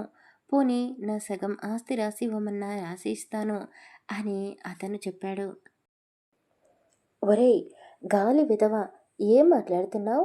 నీ కంటికి మేము ఎలా కనబడుతున్నాం? నా కూతురు గురించి నీకు ఏం తెలుసు? నా కూతురిని నువ్వు డబ్బుతో వెలకట్టాలని చూస్తున్నావా అని సులోచన ఇష్టం వచ్చినట్టుగా కోపంతో ఆవేశంగా అతన్ని తిట్టడం మొదలుపెట్టింది. అంతా దాంట్లో ప్రకాష్ మాత్రమే సైలెంట్గా ఉన్నాడు. ఏంటండి, మీరు ఏమీ మాట్లాడడం లేదు? ఏంటి, మనం వెళ్ళి కంప్లీట్ చేద్దాం, వీడిని పోలీసులకు అప్పచెప్పుదాం. మీరు ఒక లెక్చరర్ అయ్యి ఉండి ఇలా సైలెంట్గా ఉంటే నేను మిమ్మల్ని ఎలా అర్థం చేసుకోవాలి అని ఏడుస్తూనే భర్తని ప్రశ్నించింది సులోచన. రాజమణి గారు మాట్లాడుతూ, చూడండి, మీరు ఆవేశపడకండి. నా మనవడు చేసింది తప్పే. ఎందుకు ఇలా జరిగిందో నాకు అర్థం కావడం లేదు. నీ కూతురిని పెళ్లి చేసుకోవాలనుకున్న సూరజ్ గడు ఎప్పుడో ఈ కళ్యాణ మండపాన్ని వదిలేసి వెళ్ళిపోయాడు. అసలు ఏం జరిగింది, ఎవరిది తప్పు అని వాడు తెలుసుకోవాలనుకోలేదు. అలాంటి వాడు రేపు పెళ్ళయ్యాక ఇలాంటి సిచ్యువేషనే వచ్చినా నీ కూతురు తప్పేమీ లేదు అని తెలిసినా వాడు నీ కూతురిని వదిలేస్తాడు. అలాంటి వాడితో పెళ్లి జరగకపోవడమే మంచిది అని ఆవిడ అనగానే సులోచన చురుగ్గా ఆమె వైపు చూసింది. ఇదిగో శివశంకర్, నీ ఆస్తిలో సగం ఆ పిల్లకి రాసి ఇవ్వడమేంటి? ఎంతో కొంత డబ్బు ఇచ్చి తొందరగా సెటిల్మెంట్ చేసుకొని ఇంటికి వచ్చేసేయండి. మేమే ఇక్కడ ఉండలేకపోతున్నాము. ఈ ఏడుపులు ఏంటో, ఈ పెడబొబ్బులు ఏంటో చూడలేకపోతున్నాము. మా వల్ల కాదు అని చెప్పేసి అతని బాబాయిలు, మేనత్తలు, మేనమామలు, పిన్నులు అక్కడి నుండి వెళ్ళిపోయారు. వీళ్ళు ఇలా మాట్లాడుకుంటున్న సమయంలోనే గౌరికి మెలకువ వచ్చింది. ఆమె కళ్ళు తెరవడంతో రాజమణి గౌరీ దగ్గరికి వెళ్ళి ఆమె చేతులు పట్టేసుకుంది. నా మనవడి వల్ల పెళ్లి కూతురుగా ఉన్న నీ జీవితం నాశనమైంది. గడిచిపోయిన నిన్నటి రాత్రిని నేను తిరిగి తీసుకురాలేను, కానీ నువ్వు ఒప్పుకుంటే నీకు నేను న్యాయం చేస్తాను. మీ వాళ్ళు కేసు పోలీసులు అంటున్నారు. అక్కడికి వెళితే నీకు న్యాయం జరుగుతుందా? నలుగురిలో నవ్వుల పాలు అవుతావు. ఈ ఊరి జనాల మధ్య నీకు అవమానం జరిగింది. ఆ జనాల మధ్య నీకు గౌరవాన్ని నేను ఇస్తాను. నేను చెప్తున్నది ఏమిటో మీకు అర్థమైంది అని అనుకుంటున్నాను. ఒక్కసారి ఆలోచించండి అని ఆవిడ చెప్పడంతో శివశంకర్కి కోపం వచ్చింది. నానమ్మ, ఏం మాట్లాడుతున్నావు? అంటే ఇప్పుడు నేను ఈ పిల్లని పెళ్లి చేసుకోవాలా అని అడిగాడు. ఆమె అతని వైపు కోపంగా చూస్తూ, చేసుకోవాలి. తప్పు చేసింది నువ్వు. నీ వల్ల ఒక అమ్మాయికి అన్యాయం జరుగుతూ ఉంటే నేను చూస్తూ ఊరుకుంటాను అని ఎలా అనుకుంటున్నావో? ఖచ్చితంగా మీ ఇద్దరికీ పెళ్లి జరగాల్సిందే అని రాజమణి గారు అన్నారు. గౌరీ చాలా కోపంగా, అసహ్యంగా శివశంకర్ వైపు చూస్తూ, నేను ఈ పెళ్లి చేసుకోను. మీరు భయపడకండి. మేము ఎలాంటి కేసు మీ పైన పెట్టము అని గౌరీ అనడంతో రాజమణి గారు గౌరీ తల్లిదండ్రుల వైపు చూసింది. మీకు సమయం ఇస్తున్నాను. మీ కూతురితో మాట్లాడండి. ఈ పెళ్లి జరిగితే మన 2 కుటుంబాలకు మంచి జరుగుతుంది అని చెప్పి ఆవిడ కోపంగా శివశంకర్‌ని తీసుకొని ఆ రిసార్ట్‌లో మరో గదిలోకి వెళ్ళి డోర్ వేసింది. ఎందుకురా ఇలా తయారయ్యావు? తల్లి, తండ్రి లేరు అని గారాబంగా పెంచి పెద్ద చేశాను. గాలి తిరుగుళ్ళన్నీ తిరుగుతున్నావు. అయినా సరే నిన్ను నేను ఎప్పుడూ మందలించలేదు. వయసులో ఉన్నావు కదా! కొన్ని కొన్ని సరదాలని తీర్చుకుంటున్నావులే. నీకు నేను అడ్డు చెప్పడం ఎందుకు? ఒక వయసుకి వచ్చాక అన్నీ మానేస్తావు అనుకున్నాను. కానీ ఈరోజు నువ్వు చేసింది ఎంత పెద్ద తప్పో నీకు అర్థమవుతుందా? ఆ కుటుంబం చదవకుండా వాళ్ళు బాగా తెలివితేటలు ఉన్నవాళ్ళు కాబట్టి ఇప్పుడు గుండె ధైర్యంతో ఉన్నారు. లేదంటే కుటుంబం మొత్తం కట్టకట్టుకొని ఉరిపోసుకుంటారు. ఆ పాపం నా వంశానికి తలుగుతుందిరా. ఒక ఆడపిల్ల శపిస్తే తరతరాలు వంశం నాశనమైపోతుందిరా. పురాణాలు చెబుతున్న కథలు విన్నావు కదారా. నీకు నేను చెప్తూనే ఉన్నాను కదా. ఇన్ని రోజులు నీ దగ్గరికి వచ్చే ఆడవాళ్ళు నీ మీద కోరికతో డబ్బు ఆశతోనో వాళ్ళంతట వాళ్ళే వచ్చేవాళ్ళు అని ఆవిడ చెప్పగానే శివశంకర్ వాళ్ళ నానమ్మ వైపు చూస్తున్న వాడల్లా తలదించేసుకున్నాడు. ఆవిడ వెకిలిగా ఒక నవ్వు నవ్వుతూ, ఎందుకురా తలదించుకుంటున్నావు? నీ గురించి నాకు ఏమీ తెలీదు అనుకుంటున్నావా? మీ నాన్న ఎలాంటివాడో తెలుసా? వాడు అమాయకుడు. తల్లి చాటి కొడుకులా, ఆ తర్వాత భార్య చాటు భర్తలా ఉన్నాడు. కానీ మధ్యలో వాడికి ఏ మాయ ఇప్పుడేమో రోగమో ఇంతటి పుట్టింది. ఘనకార్యం చేసి గాలి పెట్టావు. తిరుగుళ్ళు నీ తిరిగాడు. గురించి ఇక వాడవాడంతా అది కూడా దండోర మీ అమ్మ వేసినట్టు చనిపోయిన తర్వాతే మారు మరో ఆడదాని మోగిపోతుంది వైపు నీ గాలి పేరు. మళ్ళింది. అసలు నీలా నీ గురించి విచ్చలవిడిగా వదిలేసేయ్. వాడు ఆ డబ్బులు పిల్ల ఖర్చు జీవితం పెట్టలేదు. ఏమవుతుందో ఆడదాని ఒక్కసారి శరీరంతో ఆలోచించావా? ఆడుకోలేదు. పీటల మీద ఒరేయ్! పెళ్లి నీ ఆగిపోయింది దగ్గర అంటేనే డబ్బు ఆ తీసుకొని అమ్మాయి నీకు తప్పు సుఖాన్ని ఇచ్చిన లేకుండా ఆడవాళ్ళు కూడా అందరూ ఏదో ఒక ఆడపిల్ల కుటుంబం అవసరం వైపే ఉండే వేలెత్తి అలాంటి చూపిస్తారు. పనికి ఒప్పుకుంటారు. నీకేంట్రా కానీ మగవాళ్ళు ఈ అమ్మాయికి ఏం ఎలాగైనా తక్కువరా? బ్రతికేస్తారు. తెల్లవారితే పెళ్లి. తప్పతాగి ఎన్నో అన్నీ ఆశలతో, మర్చిపోవాలి కలలతో అనుకుంటారు. కొత్త కానీ జీవితంలోకి ఆడవాళ్ళు అడుగు అలా కాదు. పెట్టబోతున్న ఆ పిల్ల బ్రతికి జీవితాన్ని ఉన్నన్ని నాశనం రోజులు చేసింది ఎదుటి నువ్వే వాళ్ళు కదా. మాట్లాడే నీకు సూటిపోటి మాటలను పెళ్లి భరిస్తూ సంబంధాలు వెతుకుతున్నాను. కన్నీళ్ళని నీ దిగమింగుతూ గురించి తెలిసి బ్రతకాలి. ఎవ్వరూ అంత పిల్లనివ్వడానికి చక్కటి ముందుకు రావడం గౌరికి లేదు. ఇప్పుడు నువ్వు నువ్వేమో పెళ్లి ఇలాంటి శిక్ష చేసుకోను వేయడం అంటున్నావు. న్యాయంగా ఉందా? ఇప్పుడేమో ఇంతటి ఘనకార్యం చేసి పెట్టావు. నీ గురించి ఇక వాడవాడంతా దండోర వేసినట్టు మారు మోగిపోతుంది నీ పేరు. అసలు నీ గురించి వదిలేసేయ్. ఆ పిల్ల జీవితం ఏమవుతుందో ఒక్కసారి ఆలోచించావా? పీటల మీద పెళ్ళి ఆగిపోయింది అంటేనే ఆ అమ్మాయి తప్పు లేకుండా అందరూ ఆడపిల్ల కుటుంబం వైపే వేలెత్తి చూపిస్తారు. మీకేంట్రా మగవాళ్ళు ఎలాగైనా బ్రతికేస్తారు. తప్పతాగి అన్నీ మర్చిపోవాలి అనుకుంటారు. కానీ ఆడవాళ్ళు అలా కాదు. బ్రతికి ఉన్నన్ని రోజులు ఎదుటి వాళ్ళు మాట్లాడే సూటిపోటి మాటలను భరిస్తూ కన్నీళ్ళని దిగమింగుతూ బ్రతకాలి. అంత చక్కటి గౌరికి ఇప్పుడు నువ్వు ఇలాంటి శిక్ష వేయడం న్యాయంగా ఉందా? అసలు ఇందులో ఆ పిల్ల తప్పేముంది? మీ నాన్నకి నేను నచ్చ చెబితే అన్నీ మానేశాడు. నీ కోసం మళ్ళీ మనిషిలా మారాడు. నీలో నా కొడుకు పౌరుషం కాస్తైనా ఉంటే నువ్వు కూడా నా మాట విని ఆ పిల్లని పెళ్లి చేసుకో. లేదంటే ఈ క్షణం నుండి నీకు అమ్మ నాన్నతో పాటు ఈ నానమ్మ కూడా లేదనుకో అని కాస్త కన్నీళ్ళని కార్చింది. ఆవిడ అలా చెప్పగానే అతను ఒక కంటిలో నుండి 4 కన్నీటి చుక్కలను బయటికి తీసి, నువ్వు చెప్పినట్టే ఆ అమ్మాయిని పెళ్లి చేసుకుంటాను. ఇంకెప్పుడు నువ్వు ఇలా మాట్లాడకు అని చెప్పాడు. మనవడు పెళ్ళికి ఒప్పుకున్నాడు అని ఆవిడ సంతోషపడాలో, లేక ఒక అమ్మాయికి ఇష్టం లేకుండా బలవంతంగా మనవడితో కట్టబెడుతున్నందుకు బాధపడాలో ఆవిడకి అర్థం కాలేదు. కానీ ఎలాగో అలా అయితే శివశంకర్ మొత్తానికి పెళ్ళైతే ఒప్పుకున్నాడు. ఇక గౌరీ తల్లిదండ్రులు ఆమెతో మాట్లాడారు. ప్రకాష్ ఒక లెక్చరర్. ఎంతోమంది పిల్లలకు విద్యా బుద్ధులు నేర్పించే పదవిలో ఉన్నాడు. అయినా సరే అతను ఒక ఆడపిల్లకు తండ్రే కదా. సమాజంలో బ్రతకాలి అంటే నలుగురితో కలిసి ఉండాలి. ఆ సమాజానికి ఆ నలుగురు అనే మాటలకి అతను కూడా భయపడ్డాడు. గౌరీ, నువ్వు ఆ పెద్దావిడ చెప్పినట్టు ఆ శివశంకర్ని పెళ్లి చేసుకో అమ్మా అని అతను చెప్పగానే గౌరీ ఆశ్చర్యపోయింది. నాన్న, మీరైనా ఇలా మాట్లాడుతుంది అని మూగబోయిన గొంతుతోనే అడిగింది. నేనేనమ్మా, ఒక ఆడపిల్లని కన్నా తండ్రిని మాట్లాడుతున్నాను. 4 సంవత్సరాలు ఒక విధవని చుట్టూ ప్రేమ అంటూ తిరిగాడు. మీ ఇద్దరికి పెళ్లి జరుగుతున్న సమయంలోనే నీ జీవితంలో ఈ చీకటి కోణం ఎదురైంది. నిజంగా వాడు నిన్ను ప్రేమిస్తే ఇప్పుడు నీ పక్కనే ఉండాలి కదమ్మా! అసలు ఆ సూరజ్‌ని నువ్వు ప్రేమిస్తే ఏం జరిగిందో తెలుసుకోవాలి కదా అమ్మా! అసలు నిన్ను ఈ చూడరాని స్థితిలో చూసి బదులుగా వాడు ఏం వాగాడో తెలుసా అమ్మా? 4 సంవత్సరాలు నీ కూతురు చుట్టూ కుక్కలా తిరిగాను. దాని చిటికెన వేలు కూడా నన్ను తాకనివ్వలేదు కానీ, ఎంతో క్యారెక్టర్ ఉన్న పిల్ల అని నేను తెగ పొంగిపోయాను. అందుకే మా కులం కాకపోయినా, మా ఆస్తి అంతస్తుకు సరిపోకపోయినా క్యారెక్టర్ ఉంది అని పెళ్లి చేసుకోబోతున్నాను అని సంబరపడినా, ఇలాంటి బజారు ఆడదాన్ని నేను పెళ్లి చేసుకోవాలి అనుకోవడం నాదే బుద్ధి తక్కువ పని అని అన్నాడు. నేను ఎంతగానో నచ్చచెప్పాను. మా అమ్మాయి అలాంటిది కాదు అని వాడి కాళ్ళ మీద కూడా పడిపోయాను. కానీ సూరజ్‌కి, వాళ్ళ నాన్న నరేంద్రకి అసలు మన మీద కనకరమే కలగలేదు. అక్కడికి మన బంధువులు, ఈ ఊరి పెద్ద మనుషులు కూడా వాళ్ళతో మాట్లాడారు. పాపం ఆ అమ్మాయి స్పృహలో లేనట్టుంది. ఎందుకు తన గురించి తప్పుగా మాట్లాడుతున్నారు? వాడే ఏదో చేసినట్టున్నాడు.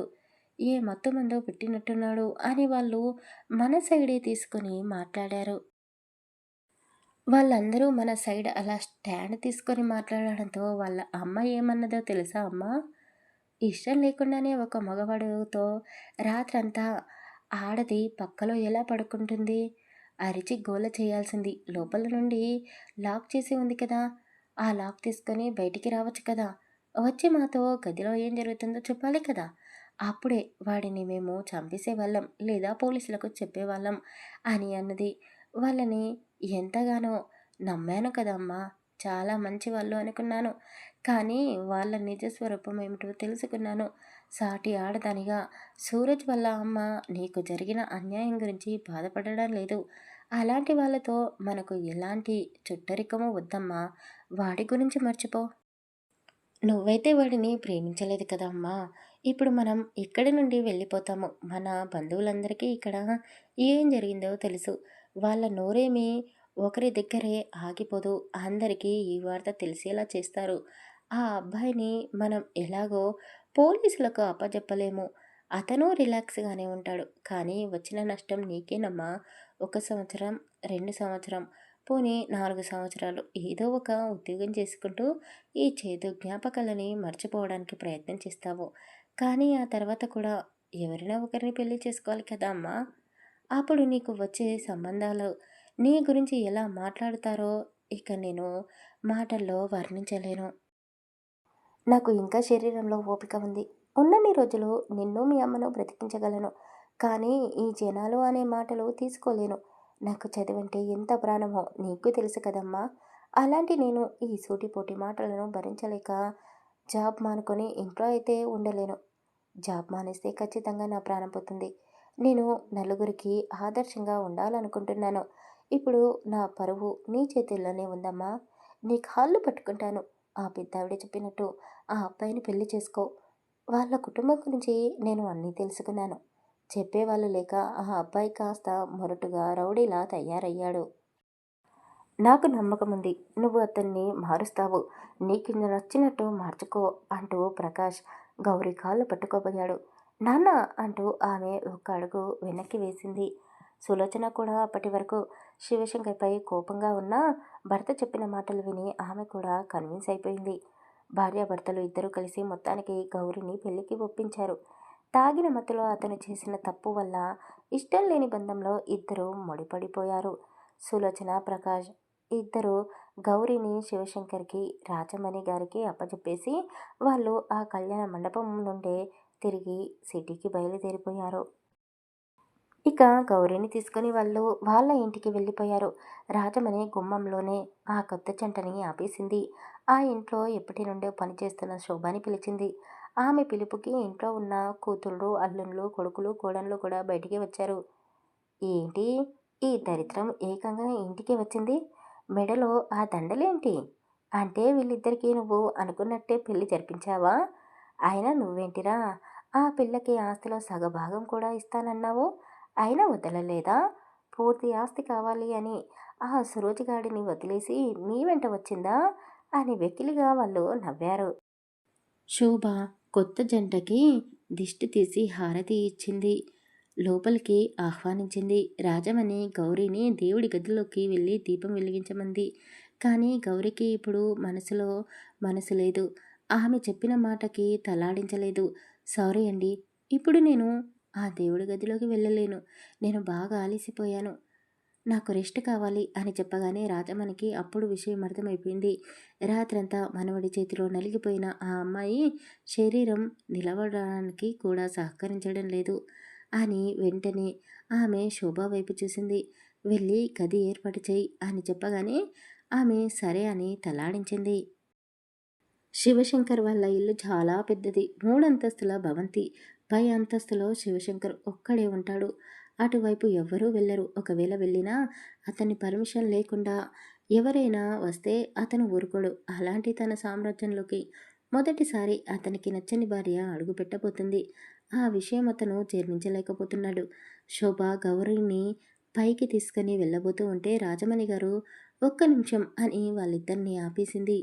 నీతో ఒక విషయం చెప్పాలమ్మా. ఈ ఇంట్లో కొన్ని పిచ్చి కుక్కలు ఉన్నాయి. అవి ఎప్పుడు పడితే అప్పుడు మురుగుతూ ఉంటాయి. వాటి గురించి నువ్వు పట్టించుకోకు అంటూ ఆ ఇంట్లో ఉన్న అల్లుళ్ళు, కొడుకులు, కోడన్లు కూతుళ్ళ వైపు చూసింది. ఆమె ఎవరి గురించి చెప్తుందో గౌరీతో సహా అక్కడ ఉన్న వాళ్ళందరికీ అర్థమైపోయింది. వాళ్ళు మూతి విరుచుకున్నారు. అలాగే గౌరిని ఈ ఇంట్లో ఒక్కరు కూడా పల్లెత్తి మాట అనకూడదు. ఇప్పుడు గౌరీ ఈ ఇంటి కోడలు, నా మనవడికి పెళ్ళాం, ఈ సామ్రాజ్యానికి మహారాణి అని చెప్పింది. వాళ్ళు గౌరీ వైపు కోపంగా చూస్తూ ఎవరి గదుల్లోకి వాళ్ళు వెళ్ళిపోయారు. శోభ చూపించిన గదిలోకి గౌరీ వెళ్ళింది. రాజమణి గారు గౌరీ కోసం ఫుడ్ని పంపించింది.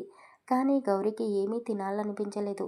పెద్దావిడ మనసు బాధపడుతుంది అని ఒక గ్లాస్ జ్యూస్ తాగేసింది. శోభని గదిలో నుండి బయటికి పంపించేసింది. ఆ గదిలోని గోడల వాల్ మొత్తం శివశంకర్ ఫొటోసే కనబడుతున్నాయి. అతన్ని అసహ్యంగా చూస్తూ నేలపై కూర్చొని మోకాళ్ళలో తల దాచుకుంది. వెక్కి వెక్కి ఏడుస్తూ ఉంది. అలిసిపోయి అలాగే నేలపై పడుకుంది. ఇక శివశంకర్ చిరాకు పడుతూ నేను బయటికి వెళ్తాను అని వాళ్ళ నానమ్మతో గోడకి చెప్పినట్టు చెప్పేసి అతని బుల్లెట్ బైక్ స్టార్ట్ చేసుకొని వెళ్ళిపోయాడు. ఒరేయ్, కొత్త పెళ్లి కొడుకువి, అలా బయటికి వెళ్ళొద్దు అని ఆవిడ ఎంత చెప్తున్నా ఆమె మాటలు వినిపించుకోలేదు. వెళ్తే వెళ్ళావు, సాయంత్రం తొందరగా ఇంటికి రారా అని చెప్పింది. చివరగా ఆమె అన్న మాట అతను అస్సలు వినలేదు. పని పాట లేని అతని ఫ్రెండ్స్ దగ్గరికి వెళ్ళాడు అతను. వాళ్ళతో బాతగాని కొడుతూ మందు తాగుతూ సిగరెట్ కాలుస్తున్నాడు. ఒకడికి ఒక అమ్మాయి ఫోటో చూపిస్తూ ఈ అమ్మాయి ఇప్పుడే నాకు కావాలి అని చెప్పాడు. వాళ్ళందరూ నవ్వుతూ నీకు కొత్తగా పెళ్ళైందన్నా, ఇంట్లో పెళ్ళాం ఉంది, ఈరోజు మీ ఇద్దరికి కార్యం కూడా జరిపిస్తున్నారేమో అనుకుంటున్నా, అది వదిలేసి డబ్బులు ఖర్చు పెట్టి వేరే దాని దగ్గరికి ఎందుకన్నా వెళ్ళడం అని వాళ్ళందరూ నవ్వుతూ అన్నారు. ఇంతకీ ఆ పిల్ల గౌరీతో నువ్వు ఆ రాత్రి బాగానే ఎంజాయ్ చేశావా అని వాళ్ళు అడిగిన ప్రశ్నకి ఎందుకో శివశంకర్ మనసు కోప్పడింది. వాళ్ళపైన గట్టిగా అరవాలనుకున్నాడు. కానీ అతనికి బాగా కావాల్సిన ఫ్రెండ్స్ కాబట్టి వాళ్ళపై అరవలేకపోయాడు. ఇంట్లో నుండి వచ్చేటప్పుడు వాళ్ళ నాన్నమ్మ అరిచి చెప్పిన మాటలు ఇప్పుడు అతనికి అర్థమవుతున్నాయి. ఒరేయ్, రేపు కలుస్తాను అని ఫ్రెండ్స్కి చెప్పేసి అతను ఇంటికి బయలుదేరి వచ్చేశాడు. అప్పటికే చీకటి పడిపోయింది. రాజమణి, శోభ ఇద్దరూ కలిసి వేడి వేడి నీళ్లతో గౌరికి స్నానం చేయించారు. ఆ నీళ్లు ఆమె శరీరాన్ని తాకగానే కాస్త ఒళ్ళు నొప్పులు తగ్గినట్టుగా అనిపించాయి. ముందు ఆమెకు భోజనం తినిపించారు. ఆ తర్వాత ఆ ఇద్దరూ కలిసి గౌరీని అందంగా ముస్తాబు చేశారు. చూడమ్మా గౌరీ, నా మనవడు మరీ అంత చెడ్డవాడేమీ కాదు. కాకపోతే కొంచెం గాలి తిరుగుళ్లకు అలవాటు పడ్డాడు. ఇది నీ ఇల్లు, నీకు ఇష్టం వచ్చినట్టు ఉండు. ఇక్కడ నిన్ను ఎవ్వరూ ఏమీ అన్నారు. ఎంతటి కొమ్మలు తిరిగిన మగవాడైనా సరే భార్య మాత్రమే కంట్రోల్లో పెట్టగలదు అతన్ని. నీ కాపురాన్ని నువ్వే చక్కదిద్దుకో తల్లి అని రాజమణి దీవించి మనవడి బాధ్యతని పూర్తిగా గౌరీకి అప్పచెప్పేసింది. కాస్త ఆలస్యంగా ఇంటికి వచ్చిన శివశంకర్ గురించి ఎదురు చూస్తూ బామ్మ హాల్లో అటూ ఇటూ తిరుగుతూ ఉంది. అతను ఇంట్లోకి రాగానే నానమ్మని చూసి దగ్గరికి వెళ్ళాడు. ఏంటి, ఇంకా పడుకోకుండా మేల్కొని ఉన్నావో అని అడిగాడు. నీకోసమే ఎదురు చూస్తున్నాను అని ఆవిడ చెప్పింది. అదేంటి, రోజు ఈ టైం కల్లా నువ్వు పడుకుంటావు కదా? హా, పడుకుంటాను. నువ్వు ఏ సమయానికి వస్తావో తెలియక పడుకుంటాను, కానీ నిద్ర పట్టదు. నీ అలికిడి విన్న తర్వాతే నేను నిద్రపోతాను. ఆ విషయం నీకు తెలుసా అని ఆవిడ చెప్పగానే అతను తలదించేశాడు. పర్వాలేదు, పెళ్ళైంది కదా, కాస్త తొందరగానే ఇంటికి వచ్చావు. లేదంటే నీ టైం ఇది కాదు కదా, 12, 1 గంట, 2 ఆ టైంలో కదా నువ్వు ఇంటికి వచ్చేది. ఆడదాని మనసు అర్థం చేసుకో. ఒక భర్తగా నీ బాధ్యతని నెరవేర్చు. ఆ అమ్మాయిని ఎక్కువ ఇబ్బంది పెట్టకు. ఒక మొగుడిగా నువ్వు నీ భార్య పైన ఎంత ప్రేమను చూపిస్తే నీ భార్య నీపై రెట్టింపు ప్రేమను చూపిస్తుంది అని ఆమె చెప్పగానే అతను నవ్వుకుంటూ ఒక్కో మెట్టు వెక్కుతూ పైకి వెళ్ళబోయాడు. ఏంటో మా నానమ్మ వింతగా మాట్లాడుతుంది. నా మీద ఎవరూ ప్రేమను చూపించరు. నాకు ప్రేమించడం చేత కాదు. ఏదో ఆ పిల్లని వాళ్ళ ఇంట్లో వాళ్ళు భయపెట్టి పెళ్ళికి ఒప్పించినట్టున్నారు. అంతే తప్ప తనకి నేను ఖచ్చితంగా నచ్చి ఉండను అని మనసులోనే అనుకుంటూ డోర్ తీసుకుని గదిలోకి వెళ్ళాడు. ఆ గది మొత్తం పూలతో అలంకరించి ఉంది. ఆ మల్లెపూల వాసన అతని మనసుకి తాకగానే అతనికి ఏదో మత్తుగా అనిపించింది. ఎదురుగా అందంగా ముస్తాబు అయి ఉన్న గౌరిని చూడగానే అతనిలో కోరికలు మొదలయ్యాయి. డోర్కి గడియ పెట్టేసి అటువైపు తిరిగి ఉన్న ఆమెని వెనకాల నుండే చూస్తూ గౌరి తల్లంటూ స్నానం చేసింది. జడ అల్లకుండా అలాగే వదిలేసింది. ఆమె పిరుదులని తాకుతున్నాయి ఆమె కురులు. తలలో పెట్టిన మల్లెలు అతన్ని కవ్వింపజేస్తున్నాయి. ఆమె నడుము మడతని 2 చేతులతో ఒత్తుతూ అమాంతం ఆమెను వెనక నుండి గట్టిగా కౌగిలించుకున్నాడు. అదిరిపడిన గౌరి అరవబోయింది. ఏయ్, నేనే, ఇంకా నీకు నా స్పర్శ తెలియలేదా అంటూ ఆమెని అతని వైపుకు తిప్పుకున్నాడు. అబ్బబ్బబ్బా, ఎంత అందంగా ఉన్నావో తెలుసా? నిన్ను ఇలా పొగడాలో నాకు అర్థం కావడం లేదు. ఇప్పటి వరకు నీలాంటి ఆడదాన్ని నేను చూడలేదు, తాకలేదు. నీలాంటి ఆడదాన్ని పక్కలో చేరడానికి ఎంత డబ్బైనా ఖర్చు పెట్టాలనుకున్నాను. కానీ విచిత్రంగా ఫ్రీగా నువ్వే నాకు దొరికేశావు. ఇక ప్రతిరోజు రాత్రి నాతో పండుగే అని అతను పిచ్చి పిచ్చిగా ఏదేదో మాట్లాడుతూ ఉన్నాడు. అతని మాటలు ఆమెకు నచ్చలేదు. కానీ పెంచిన తల్లిదండ్రులు పరువు కోసం పెళ్లి చేసుకోమని చెప్పారు. శివశంకర్ వాళ్ళ నానమ్మ వంశం పరువు కోసం ఈ పెళ్లి జరిగేలా చేసింది. ఇందులో గౌరీ ఇష్టం ఎక్కడ ఉంది? అందరికీ తల వంచిన గౌరీ శివశంకర్కి కూడా శరీరాన్ని అప్పచెప్పేసింది. ఒక బొమ్మలా అతని చేతిలో నలిగిపోతూ ఉంది. అతను కూడా బట్టలు లేకుండా ఉన్నాడు. కానీ అతన్ని చూడాలంటే ఆమెకు విరక్తి కలుగుతుంది. కళ్ళు మూసుకొని ఏదో ఒక విష జంతువు నా శరీరాన్ని తాకుతుంది అని మనసులోనే అనుకుంటూ కన్నీళ్ళని బయటికి వదిలేసింది. ఒక్క నిమిషం కూడా అతను ఆమెని వదిలిపెట్టకుండా ఆ రాత్రంతా ఆమె శరీరాన్ని సబ్ చేస్తూ కురుకుతూ ఆమెతో కలుస్తూనే ఉన్నాడు. అతన్ని పక్కకి తోసేయాలి అని ఉంది. గట్టిగా అరిచి నువ్వు చేసేది నాకు నచ్చడం లేదు అని గౌరికి చెప్పాలని ఉంది. కానీ ఆమె గొంతు మూగపోయింది. తెల్లవారుజామున సరిగ్గా 4 గంటల సమయంలో గౌరీని విడిచిపెట్టాడు అతను. నాకు పొలంలో చాలా పనులున్నాయి, నేను వెళ్ళాలి అని చెప్పేసి చివరగా మళ్ళీ ఆమెని అతనిలో కలిపేసుకున్నాడు. అతను వెళ్ళిపోయాక కొద్దిసేపు గౌరీ పడుకుంది. ఒక 10 నిమిషాలు పడుకుందో లేదో ఆమెకు మళ్ళీ శివశంకర్ వచ్చినట్టు కల రావడంతో ఉలిక్కి పడిపోయి నిద్రలేచింది. ఆ గది మొత్తం చూసింది. ఆమె శరీరంపై ఉన్న అతను సర్వ్ చేసిన మార్క్స్ని చూసుకొని వెకిలిగా నవ్వుకుంది. ఇది కాపురమా, లేక కామంతో ఒక మగవాడు ఒక ఆడదాని శరీరాన్ని తాకుతున్నాడా అని నవ్వేసుకొని ముందు గది మొత్తం క్లీన్ చేసుకుంది. ఆ తర్వాత ఆమె కూడా స్నానం చేసి ఫ్రెష్ అయింది. వాళ్ళ గదిలో నుండి కిందకి వచ్చింది. అప్పటికే రాజమణి గారు నిద్ర లేవడం అయిపోయింది. పని వాళ్ళకు పనులు పురమాయించడము జరిగిపోయింది. అయ్యో, ఏంటమ్మా, ఇంకా కొద్దిసేపు పడుకోవచ్చు కదా అని రాజమణి అన్నది. గౌరీ నవ్వుతూ పర్వాలేదండి, నాకు ఉదయం త్వరగా లేవడం అలవాటే అండి అని అన్నది. రాజమణి గౌరీ చేతులు పెట్టుకొని ఆంటీ అంటావేంటమ్మా?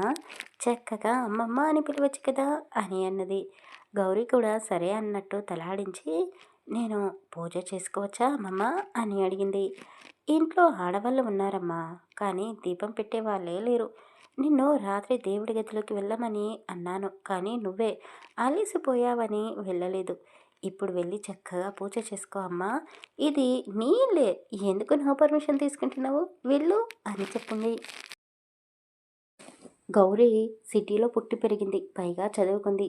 ఆమెకు పూజా విధానం సరిగ్గా తెలియదేమో అని రాజమణి ఆమె వెనకాలే వెళ్ళింది. కానీ గౌరీ చేసే పూజా విధానాన్ని, ఆమె చదివే శ్లోకాలన్నీ చూసి రాజమణి, శోభ ఇద్దరూ నూరెళ్ళో పెట్టారు. పూజ పూర్తయిన తర్వాత హారతి ఇచ్చి ప్రసాదం కూడా పెట్టింది వాళ్ళకి. అమ్మమ్మ గారు, నాకు వంట చేయడం కూడా వచ్చు. మీరు ఏం తింటారో చెప్పండి, నా చేతితో వండి పెడతాను అని గౌరీ అడగగానే ఆమె నవ్వుతూ వంట మనిషి వంట మొత్తం పూర్తి చేసింది. కానీ నువ్వు నా కోసం వంట చేస్తావును అని అన్నావు. నీకు నచ్చింది చెయ్యమ్మా, నేను నీ చేతి వంట తప్పకుండా తింటాను అని చెప్పింది. ఇంట్లో ఉన్న మిగతా వాళ్ళు నిద్రలేచి ఫ్రెష్ అయ్యి వాళ్ళ రూమ్లో నుండి బయటికి వచ్చారు. అసలు రాజమణిని పలకరించలేదు. ఎవరికి నచ్చిన టిఫిన్స్ వాళ్ళు తినేశారు. కనీసం ఇంట్లో ఒక పెద్దావిడ ఉంది, తిందా లేదా అని కూడా అడగలేదు. కళ్ళ ముందు ఉన్న అన్ని రకాలని పూర్తిగా తినేశారు. అదంతా గమనిస్తూ ఉన్నది గౌరీ. ఆ ఇంటి పరిస్థితి కొంచెం కొంచెంగా ఆమెకు అర్థమవుతూ ఉంది. గౌరి ఒక 4 రకాల టిఫిన్లు చేసి రాజమణితో కలిసి తినేసింది. ఆమె కూడా మిగిలింది పని వాళ్ళకు పెట్టింది. గౌరీ చేసిన వంట చాలా బాగుండడంతో రాజమణితో పాటు పని వాళ్ళు కూడా ఎంతగానో మెచ్చుకున్నారు. ఆ ఇంట్లో వంట చేసే వంటావిడ కూడా గౌరీ వంటకాన్ని చూసి, నీకు సరస్వతి కటాక్షం మాత్రమే ఉంది అనుకున్నామమ్మా, కానీ నీ చేతుల్లో అన్నపూర్ణాదేవి కూడా కొలువై ఉంది అని మెచ్చుకుంది. రాజమణి గారు కాస్త దిగాలుగా కూర్చోవడంతో, ఏమైంది అమ్మమ్మ గారు, మీకు నా వంట నచ్చలేదా అని అడిగింది. అబ్బే, అదేమీ కాదమ్మా, చాలా రుచిగా వంట చేశావు. చిన్నప్పుడు మా అమ్మ చేసిన వంటని నువ్వు గుర్తు చేశావు. ఇంట్లో ఎంతమంది ఉన్నారో చూసావు కదా, ఇంతమందిని కూర్చోబెట్టి వంటి చేతితో కష్టపడుతూ వీళ్ళందరినీ పోషిస్తున్నాడు నా మనవడు. వాడు మాత్రం టైంకి తినడం లేదు. తెల్లవారుజామునే పొలానికి వెళ్ళిపోతాడు.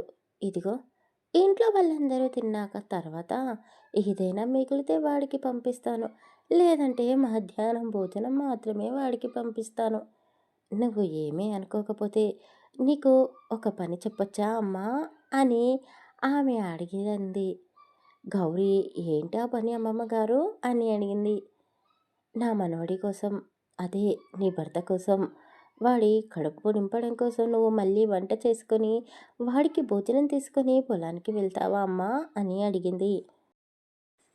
ఆమె అలా అడిగేసరికి గౌరీ కాదనలేకపోయింది.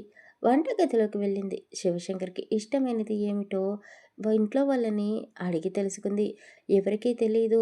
ఏది పెట్టినా సైలెంట్‌గా తినేస్తాడు అని వాళ్ళందరూ చెప్పడంతో గౌరీ పూరీలు, గారెలు, అప్పడాలు, పెరుగన్నం, పప్పన్నం, చికెన్ ఫ్రై, చేపల ఫ్రై, ఒక రోటి పచ్చడి, దానితో పాటు మజ్జిగ, నెయ్యి అన్ని రకాలు బాక్స్‌లో పెట్టుకుంది. 2 కేజీల బరువున్న ఆ క్యారేజ్‌ని చేతిలో పట్టుకుంది. అయ్యయ్యో, ఏంటమ్మా, గౌరమ్మని సుఖంగా పెరిగినట్టుంది. అంత బరువు పొలం దాకా ఎలా తీసుకుని వెళ్తుంది అమ్మా? నేను వెళ్ళి బాబుకు భోజనం ఇచ్చి వస్తాను అని ఆ ఇంట్లో పనిచేసే శోభ రాజమణి దగ్గర కూర్చొని అన్నది. అయ్యో శోభ, నీకు నా ప్లాన్ అర్థం కావడం లేదే. ఆ అమ్మాయితో నేను పనులు చేయించడం లేదు, భర్త మనసును గెలుచుకునే ప్రయత్నం చేయిస్తున్నాను. ఒక మగవాడికి పెళ్ళాం భోజనం తీసుకొని వెళ్ళి దగ్గరుండి కొసరి కొసరి వడ్డిస్తూ ఉంటే ఎంత పెట్టినా కాదనకుండా తింటాడే. వీళ్ళ మధ్య అసలు ప్రేమే లేదు. ఇలా ఒంటరిగా వదిలేస్తేనైనా వాళ్ళు కాస్త మనసు విప్పి మాట్లాడుకుంటారే. నువ్వు వాళ్ళ మధ్యలోకి వెళ్ళకు అని ఆవిడ అనగానే శోభ నోటిపైన వేలు వేసుకుంది. అయ్యయ్యో, నీకు పిల్లని తెలీదు కదమ్మా, ఎలా వెళ్తావు? ఒక్క నిమిషం ఉండు అని ఆ ఇంట్లో పనిచేసే వాళ్ళ అమ్మాయిని పిలిచి గౌరీకి తోడుగా పంపించింది. అలాగే వెళ్ళి వస్తాను అమ్మమ్మ అని చెప్పి గౌరీ ఆ అమ్మాయితో కలిసి పొలానికి బయలుదేరింది. ఆ లగేజ్ బరువు ఉండడంతో కొద్దిసేపు ఒక చేతిలో కొద్దిసేపు మరో చేతిలో మోస్తూ నానా తంటాలు పడుతూ మొత్తానికి గౌరీ పొలం దగ్గరికి చేరుకుంది. ఇట వచ్చిన ఆ పాప శివశంకర్ ఏ పొలంలో ఉన్నాడో చూపించి తోటలోని కొన్ని జామకాయలను కోసుకొని ఇంటికి పరిగెత్తుకుంటూ వెళ్ళిపోయింది. గౌరీకి ఆ గట్ల మధ్య నడవడం చాలా కష్టంగా ఉంది. అక్కడ పనిచేస్తున్న వాళ్ళు గౌరీని చూసి ఆశ్చర్యపోయారు. అన్నా, నీకోసం వదిన వస్తుందే అని ఒక అబ్బాయి అనడంతో శివశంకర్ నమ్మలేకపోయాడు. పెళ్లి చేసుకున్నప్పటి నుండి ముసలి వాళ్ళ నుండి కుర్ర వాళ్ళ వరకు అందరూ నన్ను ఎగతాళే చేస్తున్నారు, ఓట పట్టిస్తున్నారు అని కాస్త ఆ అబ్బాయిపై కోపడ్డాడు శివశంకర్. అందరూ పని మానేసి గౌరీ వైపే చూస్తూ ఉండడంతో శివశంకర్ కూడా వెనక్కి తిరిగి చూశాడు. అతని కళ్ళను నమ్మలేకపోయాడు. నిజంగానే గౌరీ ఆ గట్లపైన డ్యాన్స్ స్టెప్పులు వేస్తూ ఒక చేతిలో చీర కుచ్చులని మరో చేతిలో టిఫిన్ బాక్స్ని పట్టుకొని చిన్నపిల్లలు తప్పటడుగులు నేర్చుకోవడం ఎలాగో ప్రాక్టీస్ చేస్తూ నడుస్తూ ఉంది. నానమ్మనే నా కోసం టిఫిన్ ఇచ్చి పంపించినట్టుంది ఈ అమ్మాయితో అని మనసులోనే వాళ్ళ నానమ్మపై కోపడుతూ అందరి వైపు ఒక్క చూపు చూశాడు. అంతే, వాళ్ళందరూ తలదించేసుకొని ఎవరి పనుల్లో వాళ్ళు మునిగిపోయారు. అతను ఒక షార్ట్ పైన మాత్రమే ఉన్నాడు. శరీరం అంతా బురదగా ఉంది. తల నుండి చెమట కారిపోతుంది. ఎక్కడ గౌరీ కింద పడిపోతుందో అని పరిగెత్తుకుంటూ వచ్చి ఆమె చేతిలో ఉన్న బ్యాగ్ని తీసుకున్నాడు. అతని చేతిని ముందుకు చాచాడు. కనీసం క్లీన్ చేసుకొని ఆమెకు చెయ్యి ఇవ్వాలి అని కూడా అనుకోలేదు. అతని చేతిని చూడగానే ఆమె తల పైకెత్తి అతని వైపుకు చూసింది. ఒళ్ళంతా బురద, తలలో నుండి నీళ్లు కారుతున్నట్టుగా చెమట కారిపోతుంది. ఇంత ఆస్తి ఉంది, ఏం లాభం? పని వాళ్ళతో పనులు చేయించుకోవచ్చు కదా, ఇతనికి ఎందుకు ఈ కష్టం అని ఆమె మనసులో ఆలోచిస్తూ ఉండగానే, ఏంటి అలా చేస్తున్నావు? బురద మనిషిని ఎలా తాకాలి అనుకుంటున్నావా? బురదలో నుండి వచ్చిన ధాన్యాన్నే కదా తింటున్నాం. మరి ఈ బురదని చూస్తే ఎందుకంత చులకన అంటూ ఆమె చేతులను పట్టుకొని, ఇలా పిల్లి నడక నడిస్తే కింద పడిపోతావు, ఇలా నడవాలి అంటూ అతనితో పాటే ఆమెని కూడా నడిపించాడు. ఒక చెట్టు కిందికి తీసుకొని వెళ్ళాడు. అసలు నువ్వు ఇక్కడికి ఎందుకు వచ్చావు? వచ్చావే అనుకో. సరే, ఈ టిఫిన్ ఎందుకు తెచ్చావు? నీకు ఈ పొలాల మధ్య నడవడమే చేత కావడం లేదు. ఈ బరువుని పట్టుకొని ఎలా నడుద్దామనుకున్నావు?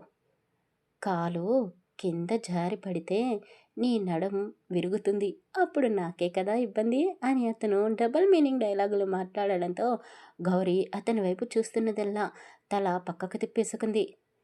అయినా నిన్నని ఏం లాభం? మా నానమ్మకి బుద్ధి లేదు.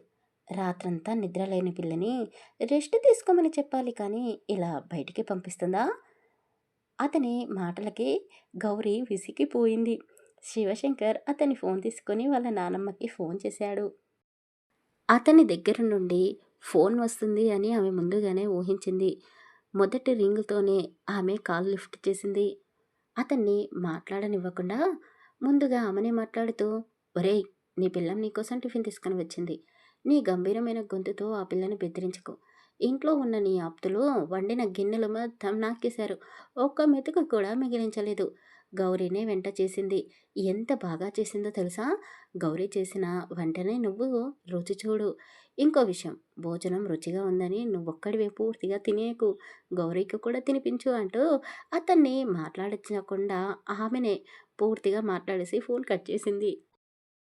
అప్పటి వరకు వాళ్ళ నానమ్మని తిట్టిపోసుకున్న శివశంకర్, పిచ్చి నానమ్మ నా కోసమే ఆలోచిస్తుంది అని మనసులోనే అనుకొని, నువ్వు ఇక్కడే ఉండు, నేను ఇప్పుడే వస్తాను అని గౌరీకి చెప్పేసి అతను బోర్ దగ్గరికి వెళ్ళి బురదంతా కడిగేసుకొని స్నానం చేశాడు.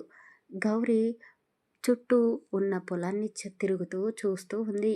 భర్త స్నానం చేస్తున్న వైపు కూడా చూసింది. భూమి లోపల నుండి పాలధారగా వస్తున్న నీటితో స్నానం చేస్తున్న అతని దేహం భగభగా మండుతున్న సూర్యుడి వేడికి ఇంకా తలతలగా మెరుస్తూ ఉంది. అతని ఎత్తు, కండలు తిరిగిన శరీరాన్ని చూసి ఒక నిమిషం పాటు రెప్ప వేయకుండా అలా చూస్తూ ఉండిపోయింది ఆమె. అతని స్నానం పూర్తి కాగానే అరేయ్ అని ఒక్క అరుపు అరిచాడు. అంతే, అక్కడ పనిచేస్తున్న ఒక అబ్బాయి పరిగెత్తుకుంటూ వచ్చి అతనికి ఉతికిన బట్టలు ఇచ్చాడు. గౌరీ అదంతా గమనిస్తూనే ఉంది. ఆ పొలం చుట్టూ చాలామంది మగవాళ్ళు ఉన్నారు. అందులో ఎంగేజ్ వాళ్ళు కూడా ఉన్నారు. ఆడవాళ్ళు ఉన్నారు, అమ్మాయిలు ఉన్నారు. ఇంతమందికి పని కల్పించడం అంటే వాళ్ళకు రోజువారీ కూలీ ఇవ్వడం అంటే మామూలు విషయం ఏమీ కాదు. ఇక్కడ ఉన్న పని వాళ్ళతో సిటీలో ఒక చిన్నపాటి బిజినెస్‌ని రన్ చేయవచ్చు. అందులో కొందరికి తెలుగు రావడం లేదు. అది గౌరికి ఆశ్చర్యంగా అనిపించింది. ఆడవాళ్ళు, పెళ్ళైన వాళ్ళు, పెళ్లి కాని వాళ్ళు కూడా శివశంకర్ స్నానం చేస్తూ ఉంటే వాళ్ళు అలా చూడడం గౌరికి నచ్చలేదు. చూపించేవాడికి సిగ్గులేదు, చూసే వీళ్ళకు సిగ్గులేదు. ఏం మనిషో ఏమో అని మనసులోనే తిట్టుకుంటూ ఉండగానే శివశంకర్ తల తెరుచుకుంటూ గౌరి దగ్గరికి వచ్చాడు. చాలా ఆకలిగా ఉంది. ఇక్కడే తిందామా? లేక గుడిసె లోపలికి వెళ్ళి తిందామా? అని అతను అడగగానే గౌరి ఉలిక్కి పడిపోయింది. గుడిసెలోనా? అంటే అందులోకి తీసుకొని వెళ్ళి మళ్ళీ ఏం చేస్తాడో? అమ్మో! వద్దు వద్దు అని మనసులోనే కొన్ని అనుకొని పర్వాలేదు. ఇక్కడ చల్లగా ఉంది కదా! ఈ చెట్టు కింద కూర్చొని తిందాము అని చెప్పింది. ఒక పెద్ద పళ్ళెంలో ఆమె వండుకొచ్చిన వంటకాలన్నీ ఒక్కొక్కటిగా అతనికి వడ్డించింది. అవన్నీ అతను రోజూ తినేటివే కానీ, అతని కోసం ప్రేమగా ఎవరూ ఇలా వండి తీసుకురాలేదు. దగ్గర ఉండి వడ్డించనూ లేదు. అది అతనికి బాగా నచ్చింది. ఆ విషయం ఆమెతో చెప్పాలనుకుంటున్నాడు. కానీ అతనికి వర్ణించడం రావడం లేదు. చాలా తృప్తిగా, ఇష్టంగా అన్నీ తినేశాడు. అతను తింటున్న విధానాన్ని చూసి గౌరి నోరెళ్ళబెట్టింది. వామ్మో! కుంభకర్ణుడు, బకాసురుడు అంటే ఎలా ఉంటారో అనుకున్నాను. వీడిని చూస్తే అర్థమవుతుంది. ఇలాగే ఉండేవాళ్ళేమో వాళ్ళు కూడా అని ఆమె మనసులోనే అనుకుంటూ ఉంది. అతను అలా తింటూనే వాళ్ళ నానమ్మ చెప్పిన మాటలని గుర్తుకు తెచ్చుకున్నాడు. "నువ్వు మాత్రమే తినకురా, ఆ అమ్మాయికి కూడా తినిపించు" అన్న మాట అతనికి గుర్తుకు వచ్చింది. అతని చేతి నిండా ఒక ముద్దను పట్టుకొని "ఆ" అని పట్టు అని గౌరి మూతి దగ్గర ముద్ద పెట్టాడు. "ఏంటి?"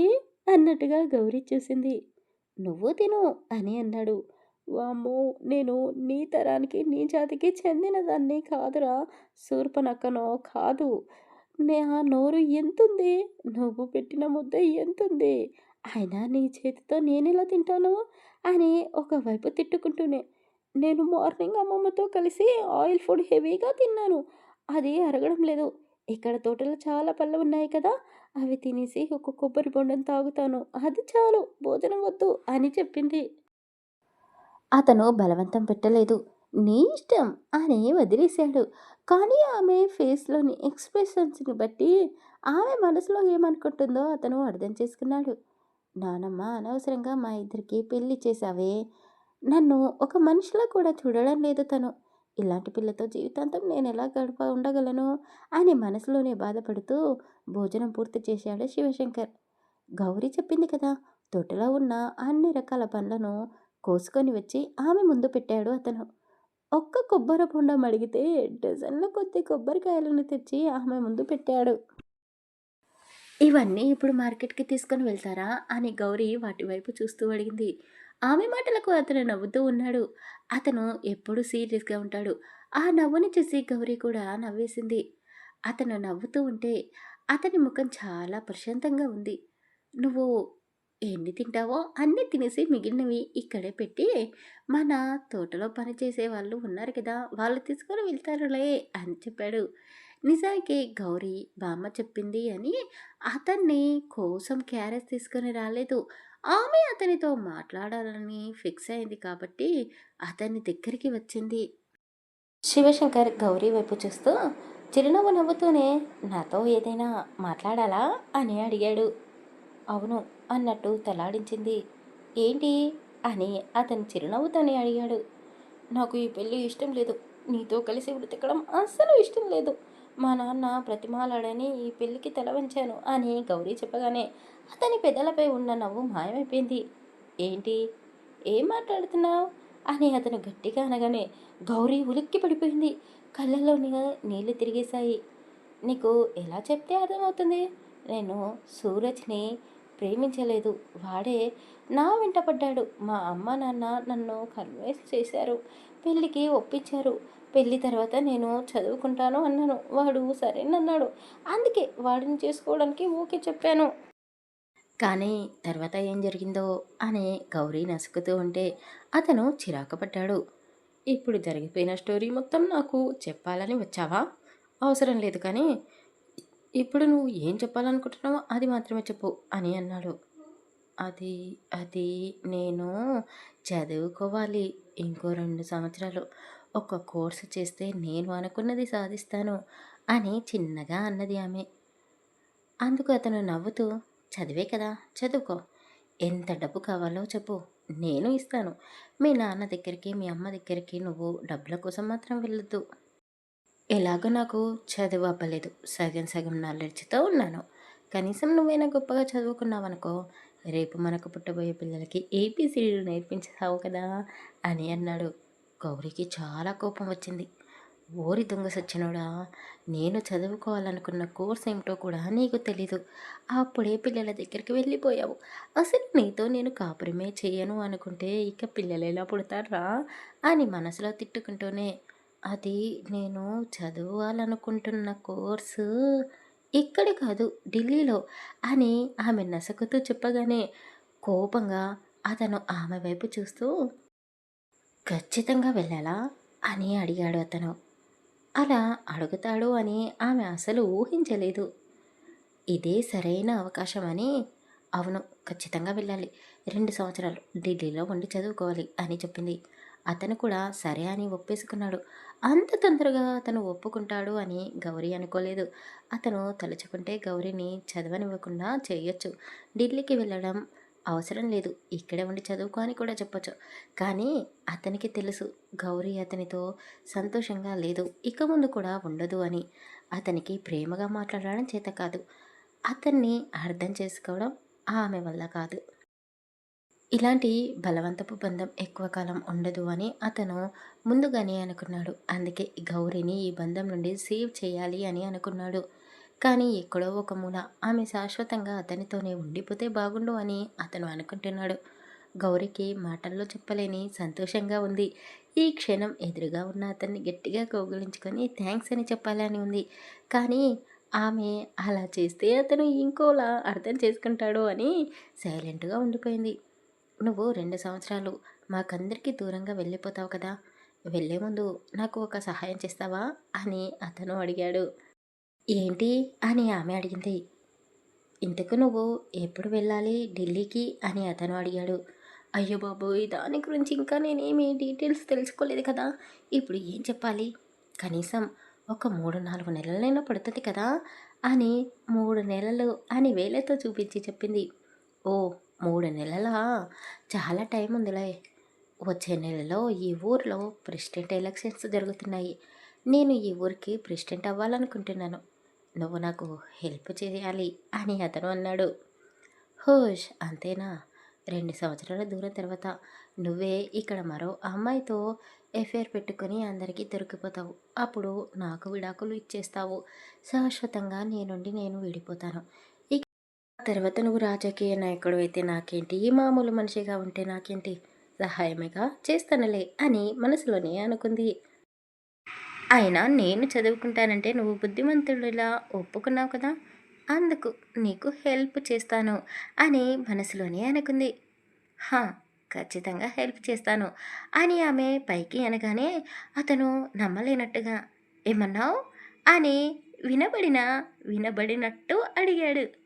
ఏమీ లేదు, ఇక్కడ చాలామంది పని వాళ్ళు ఉన్నారు, కొందరికి తెలుగు రావడం లేదు, ఎవరు వీళ్ళంతా అని అడిగింది ఆమె.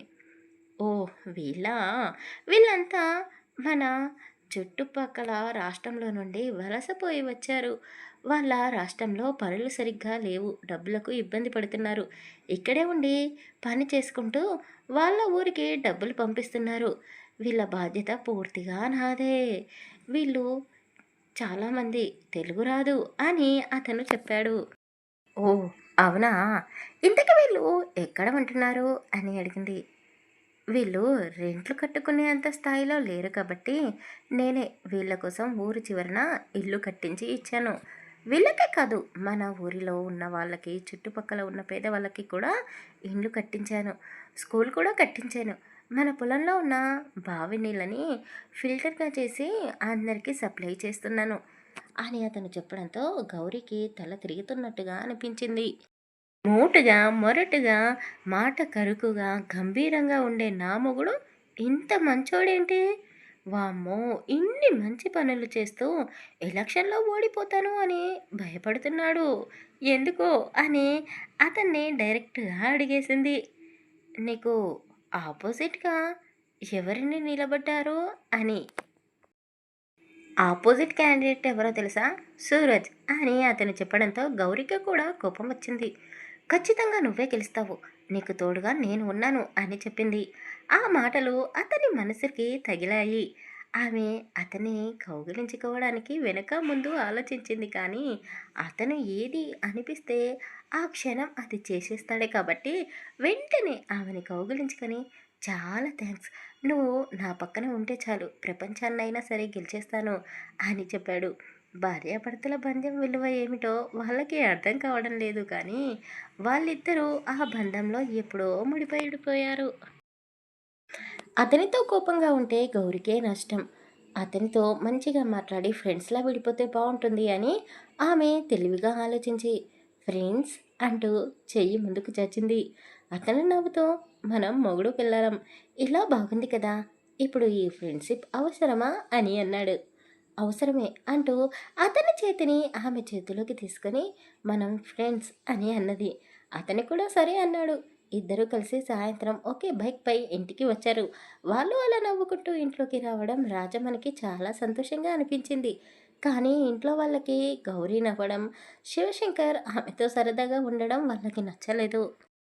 ఆ రోజు సాయంత్రం గౌరీ వంట చేస్తూ ఉంటే అతను కూడా వంటగదిలోకే వెళ్ళాడు.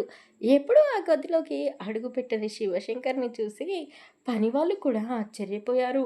వామ్మో! ఒకే ఒక్క రోజులో బాబులో ఇంత మార్పా అని అనుకున్నారు. గౌరీ ఎక్కడికి వెళ్తే అక్కడికి తోకలా వెళ్తున్నాడు. ఆమె వాష్రూమ్‌లోకి కూడా వెళ్తూ ఉంది. అతను కూడా ఆమె వెనకాలే వెళ్తూ ఉంటే ఆమె తల కొట్టుకుంటూ అయ్య బాబు! నువ్వు ఇక్కడే ఉండు. నేను వెళ్ళి వస్తాను అని తల కొట్టుకుంటూనే లోపలికి వెళ్ళింది. నాకు దూరంగా 2 సంవత్సరాలు వెళ్ళిపోతాను అంటుంది. ఆమె వెళ్ళకుండా ఇక్కడే ఉంటే బాగుండు. అయినా ఇంకా ఎంత చదువుకుంటావే? మనకు బోలెడు ఆస్తి ఉంది. మనం కూర్చొని తిన్నా ఈ ఆస్తి ఏమీ కరిగిపోదు. నీకు చదువంటే ఇష్టమని చెప్పావు. ఎంత కావాలంటే అంత ఇక్కడే ఉండి చదువుకోవచ్చు కదా అని అతను మనసులోనే అనుకుంటూ ఉన్నాడు. ఆ రోజు నైట్ అందరూ సరదాగా మాట్లాడుకుంటూ భోజనం చేశారు. ఇక పడుకునే సమయం. గౌరీ ఆలోచనలో పడింది. 2 రోజుల నుండి సరిగ్గా నిద్ర లేదు. పైగా శివశంకర్ ఈరోజు ఉదయం నుండి సాయంత్రం వరకు పొలంలో పనులు చేసి అలసిపోయాడు కాబట్టి హాయిగా పడుకుని ఉంటాడు. నేను ఈరోజు సేఫ్ అని అనుకుంది. కానీ ఆమె గదిలోకి వెళ్ళగానే అతను ఆమెని వదిలిపెట్టలేదు. 3 నెలల తర్వాత నన్ను వదిలేసి ఢిల్లీకి వెళ్ళిపోతావు. 2 సంవత్సరాల వరకు మనం కలుసుకోవడానికి వీలు లేదు అని చెప్పావు. నువ్వు ఇక్కడ ఉన్న ఈ 3 నెలలు నాకు అస్సలు అడ్డు చెప్పకూడదు అంటూ ఆమెలో కలిసిపోతున్నాడు. ఈ 3 నెలలు నేను ఇతన్ని భరించాలి తప్పదు. లేదంటే శాశ్వతంగా ఇక్కడే ఉండిపోవాల్సి వస్తుంది అని గౌరీ కూడా మౌనంగా ఉండిపోయింది. ఏమైంది? సైలెంట్‌గా ఉన్నావు? ఈ రోజంతా చిలక పలుకులు పలికావు. మంచంపై కూడా నాతో మాట్లాడొచ్చు. అయినా ఒక్కసారి కూడా నువ్వు నా చుట్టూ చేతులు వేసి నన్ను దగ్గరికి తీసుకోవేంటి? నేను నీకు ఇచ్చే ఈ సుఖం నచ్చలేదా? అని అతను అడిగాడు. ఆమెలో ఎలాంటి చలనమూ లేదు. రోజులు గడుస్తూ ఉన్నాయి. శివశంకర్‌తో గౌరీ నార్మల్‌గానే ఉంటుంది. అతను కూడా ఆమెతో చాలా ప్రేమగా మాట్లాడుతున్నాడు. అసలు బయటికి వెళ్ళడమే లేదు. ఎలక్షన్ల గురించి మాట్లాడడానికి ఫ్రెండ్స్‌ని ఇంటికే రమ్మంటున్నాడు. ఒక గది మొత్తాన్ని మీటింగ్ హాల్‌గా మార్చేశాడు. బయటి ఆడవాళ్ళ వైపు కన్నెత్తి కూడా చూడడం లేదు. అటు పొలం పనులు చేస్తూ, ఇటు ప్రచారం చేస్తూ చాలా బిజీగా ఉన్నాడు. అతని స్ట్రెస్‌ని తగ్గించుకోవడం కోసం గౌరీతో సరదాగా మాట్లాడుతున్నాడు. రాత్రులే కాదు, పగలు కూడా ఇప్పుడు ఆమెతో రొమాన్స్ చేస్తున్నాడు. అతని దృష్టిలో అతను చేసే సరసమే రొమాన్స్. ఆమె దృష్టిలో కేవలం అతను ఆమె శరీరంపై అతను చూపిస్తున్న కోరిక మాత్రమే. ఒకరోజు ప్రచారం చేస్తున్న సమయంలో సూరజ్, గౌరీ ఇద్దరూ ముఖాముఖి ఎదురుపడ్డారు. ఏంటి? ఎలా ఉన్నావు? నాతో గడిపిన క్షణాలన్నీ మర్చిపోయి వాడితో బాగానే సుఖపడుతున్నట్టున్నావు అని సూరజ్ అన్నాడు. అతను అలా అనగానే గౌరీ అతని చెంప పగలగొట్టేసింది. ఒకే ఒక్క దెబ్బ వేసింది. వాళ్ళకి కాస్త దూరంగా ఉన్న శివశంకర్ వాళ్ళని గమనిస్తూనే ఉన్నాడు. ఏంటే ఎక్కువ చేస్తున్నావు? అందరి మధ్యలో నీ చీర విప్పి నగ్నంగా నిలబెడతాను. అప్పుడు నీ పొగరు అనుకుతుంది. పెళ్ళాం పరువు కాపాడలేని మొగుడుగా వాడు అవమానం భరించలేక చస్తాడు. సూరజ్ గురించి గౌరీ కాస్త తక్కువ అంచనా వేసింది. కానీ అతను మాట్లాడే మాటలకి ఆమె ఆశ్చర్యపోయింది. గౌరీకి చాలా కోపం వచ్చింది. ఏంట్రా ఎక్కువ మాట్లాడుతున్నావు? నువ్వు నా నీడను కూడా తాకలేవురా. నా ముందు నా భర్త ఉన్నాడు. అతన్ని దాటి నువ్వు నా వరకు రాగలవా? అని గౌరీ చాలా కోపంగా అతనికి సమాధానం ఇచ్చింది. ఆ మాటలు అతను తీసుకోలేకపోయాడు. ఒసేయ్, ఇప్పటి వరకు ఏదో చూసి చూడనట్టుగా నీ మొగుడిని నీ గురించి ఆలోచించలేదు, పట్టించుకోలేదు. కానీ ఇప్పుడు చెప్తున్నాను, వాడి హిస్టరీ మొత్తం నా చేతిలో ఉంది. రేపు మా పార్టీ మహాసభ ఉంది. అక్కడ వాడి భాగవతం మొత్తం చెబుతాను. ఇప్పుడేదో వాడు పత్తిత్తిలా నీ కొంగు పట్టుకొని తిరుగుతున్నాడు. కానీ వాడు చిన్నప్పటి నుండి ఒక పిల్లని ఉంచుకున్నాడే. ఇప్పుడు ఆ అమ్మాయికి మొగుడు చచ్చాడు. తిరిగి ఇదే ఊరికి వచ్చింది. దానికి పిల్లలు ఉన్నారు. అది కాపురం చేసి మొగుడికే ఆ పిల్లల్ని కన్నది. కానీ ఆ పిల్లలు నీ మొగుడికే పుట్టాడు అని నేను కొత్త కథ అల్లి ఈ ఊరి జనాలకు వినిపిస్తాను. వాళ్ళ మధ్య ఉన్న ఎఫ్ఐఆర్ గురించి అందరికీ తెలుసు కాబట్టి నేను చెప్పిందే నమ్మేస్తారు. అంతేకాదు, డబ్బుకు లొంగని జనాలు ఉంటారా? ఇప్పటి వరకు ఎంతమంది ఆడవాళ్ళ దగ్గరికి వెళ్ళాడో కూడా నేను చెప్తాను. నా చేతిలో చిత్తు చిత్తుగా ఓడిపోతున్న నీ మొగుడికి వెళ్ళి ప్రచారం చేసుకోపోవే అని ఒక వెకిలిగా నవ్వు నవ్వేసి అతను అక్కడి నుండి వెళ్ళిపోయాడు. గౌరీ మనసులో ఏదో ఒక మూలన సూరజ్ ఉన్నాడేమో అని శివశంకర్కి అనుమానంగా ఉండేది. కానీ ఇప్పుడు ఆ అనుమానం క్లియర్ అయిపోయింది. అతను చాలా సంతోషంగా ఉన్నాడు. అనవసరంగా నేనే వాడిని కొట్టానా? నేను కొట్టినందుకే ఇప్పుడు వాడు శివశంకర్పై పగ తీర్చుకోవాలనుకుంటున్నాడు. అతని గురించి నిజాలన్నీ బయట పెడతానంటున్నాడు. అసలు వాడిని కాదు, ఈ మనిషిని తిట్టాలి. నిద్రపోకుండా అతని కోరికలను నాతో తీర్చుకుంటున్నాడు. ఉదయాన్నే లేస్తున్నాడు, పొలానికి వెళ్తున్నాడు. అక్కడ రెస్ట్ లేకుండా పనిచేస్తాడు. ఇప్పుడు కొత్తగా ఈ రాజకీయాన్ని నెత్తిన వేసుకున్నాడు. అసలు తీరికే లేని ఇలాంటి మనిషికి అంత కోరిక ఉండడమేంటి? అతను కంట్రోల్‌లో ఉండకపోవడం వల్లే కదా ఇప్పుడు ఆ సూరజ్ గాడు ఇలా మాట్లాడుతున్నాడు. నా మొగుడని నేను వెనకేసుకొని రావడం లేదు కానీ, ఈయన గారి కంటే ఎక్కువ ఆ సూరజ్ గాడికే ఎఫైర్స్ ఉన్నాయని విన్నాను. వాడి గురించి ఎలా బయటపెట్టాలి అని గౌరీ ఆ రోజంతా ఆలోచిస్తూనే ఉంది. ఆమె బుర్ర చాలా వేడెక్కిపోయింది. రాత్రైతే చాలు శివశంకర్ ఏదో పూనకం వచ్చిన వాడిలా ప్రవర్తిస్తున్నాడు. గౌరీతో మాట్లాడుతూ ముద్దుల్లో ముంచేశాడు. ఆమె కూడా అతనికి బాగా అలవాటు పడిపోయింది. ఇప్పుడు అతన్ని ప్రేమగా దగ్గరికి తీసుకోలేదు కానీ ఆమె పడుతున్న టెన్షన్ని దూరం చేసుకోవాలనుకుంది. అతనితో కలిస్తే ఆ టెన్షన్ తగ్గుతుంది అని. గౌరీకి పెళ్ళై కూడా ఒక నెల గడిచిపోయింది. గౌరీ శివశంకర్‌కి బాగా అలవాటు పడిపోయింది. అతనితో కాపురం ఇష్టం లేదు అంటూనే ప్రతిరోజు రాత్రి అతని కౌగిలిలో ఒదిగిపోతుంది. ఆమెకు పీరియడ్స్ వచ్చిన టైంలో అతను దగ్గరుండి ఆమెకు కాళ్ళు నొక్కుతున్నాడు. ఆమెని ఒక పువ్వులా ట్రీట్ చేస్తున్నాడు. పీరియడ్స్ టైంలో ఆడవాళ్ళకి క్రేవింగ్స్ ఉంటాయి అని తెలుసుకొని స్వీట్సు, చాక్లెట్సు ఇలా చాలా రకాల ఐటమ్స్‌ని తీసుకొని వచ్చి ఆమె ముందు పెట్టేవాడు. అతని మాట కరకు, కానీ మనసు బంగారం. ఒక ఆడపిల్లకి పర్ఫెక్ట్ మొగుడు మెటీరియల్ అని 100కి 100 మార్కులు వేసేసింది గౌరి. కూతురి కాపురం ఎలా ఉందో అని గౌరీ తల్లిదండ్రులను ఆమెను చూడడానికని అత్తారింటికి వచ్చారు. తల్లిదండ్రులను చూసి గౌరీ చాలా సంతోషపడిపోయింది. ఆమె మధ్యలో ఆపేసిన చదువు మళ్ళీ కంప్లీట్ చేయబోతుంది అని వాళ్ళకు చెప్పింది. ఆమె తండ్రి ప్రకాష్ చాలా సంతోషపడ్డాడు. నువ్వు మాత్రమే చదివితే సరిపోదమ్మా, నీ భర్తని కూడా కాస్త దగ్గరుండి నువ్వు చదివించొచ్చు కదా అని అతను అన్నాడు. కూతురి ముఖం కాస్త వెలిగిపోతూ కనబడడంతో సులోచన మనసు కూడా ప్రశాంతపడింది. మీ ఇద్దరూ ఇప్పుడు బానే ఉన్నారా అని అడిగింది. తల్లి అలా అడిగేసరికి ఆమెకు ఏం సమాధానం చెప్పాలో గౌరికి అర్థం కావడం లేదు. కొద్ది రోజుల్లో నేను అతన్ని వదిలేసి శాశ్వతంగా దూరం వెళ్ళిపోతున్నానని చెప్పాలా? లేక అందరి ముందు నటిస్తూ అతనితో కాపురం చేస్తున్నాను అని చెప్పాలా అని మనసులోనే అనుకొని ఒక నవ్వు నవ్వేసి ఊరుకుంది. శివశంకర్ మొదటిసారి గౌరీ తల్లిదండ్రులను ఇంటికి వచ్చారు అని పొలం నుండి తొందరగా ఇంటికి వచ్చాడు. వాళ్ళని ప్రేమగా పలకరించాడు. అతనిలో వచ్చిన మార్పుని చూసి ప్రకాష్, సులోచన కూడా ఆశ్చర్యపోయారు. శివశంకర్కి గుండె ధైర్యం, డబ్బు బలం, జనాల సపోర్ట్ ఉంది. తప్పకుండా అతనే గెలుస్తాడు అన్న నమ్మకం వాళ్ళందరికీ ఉంది.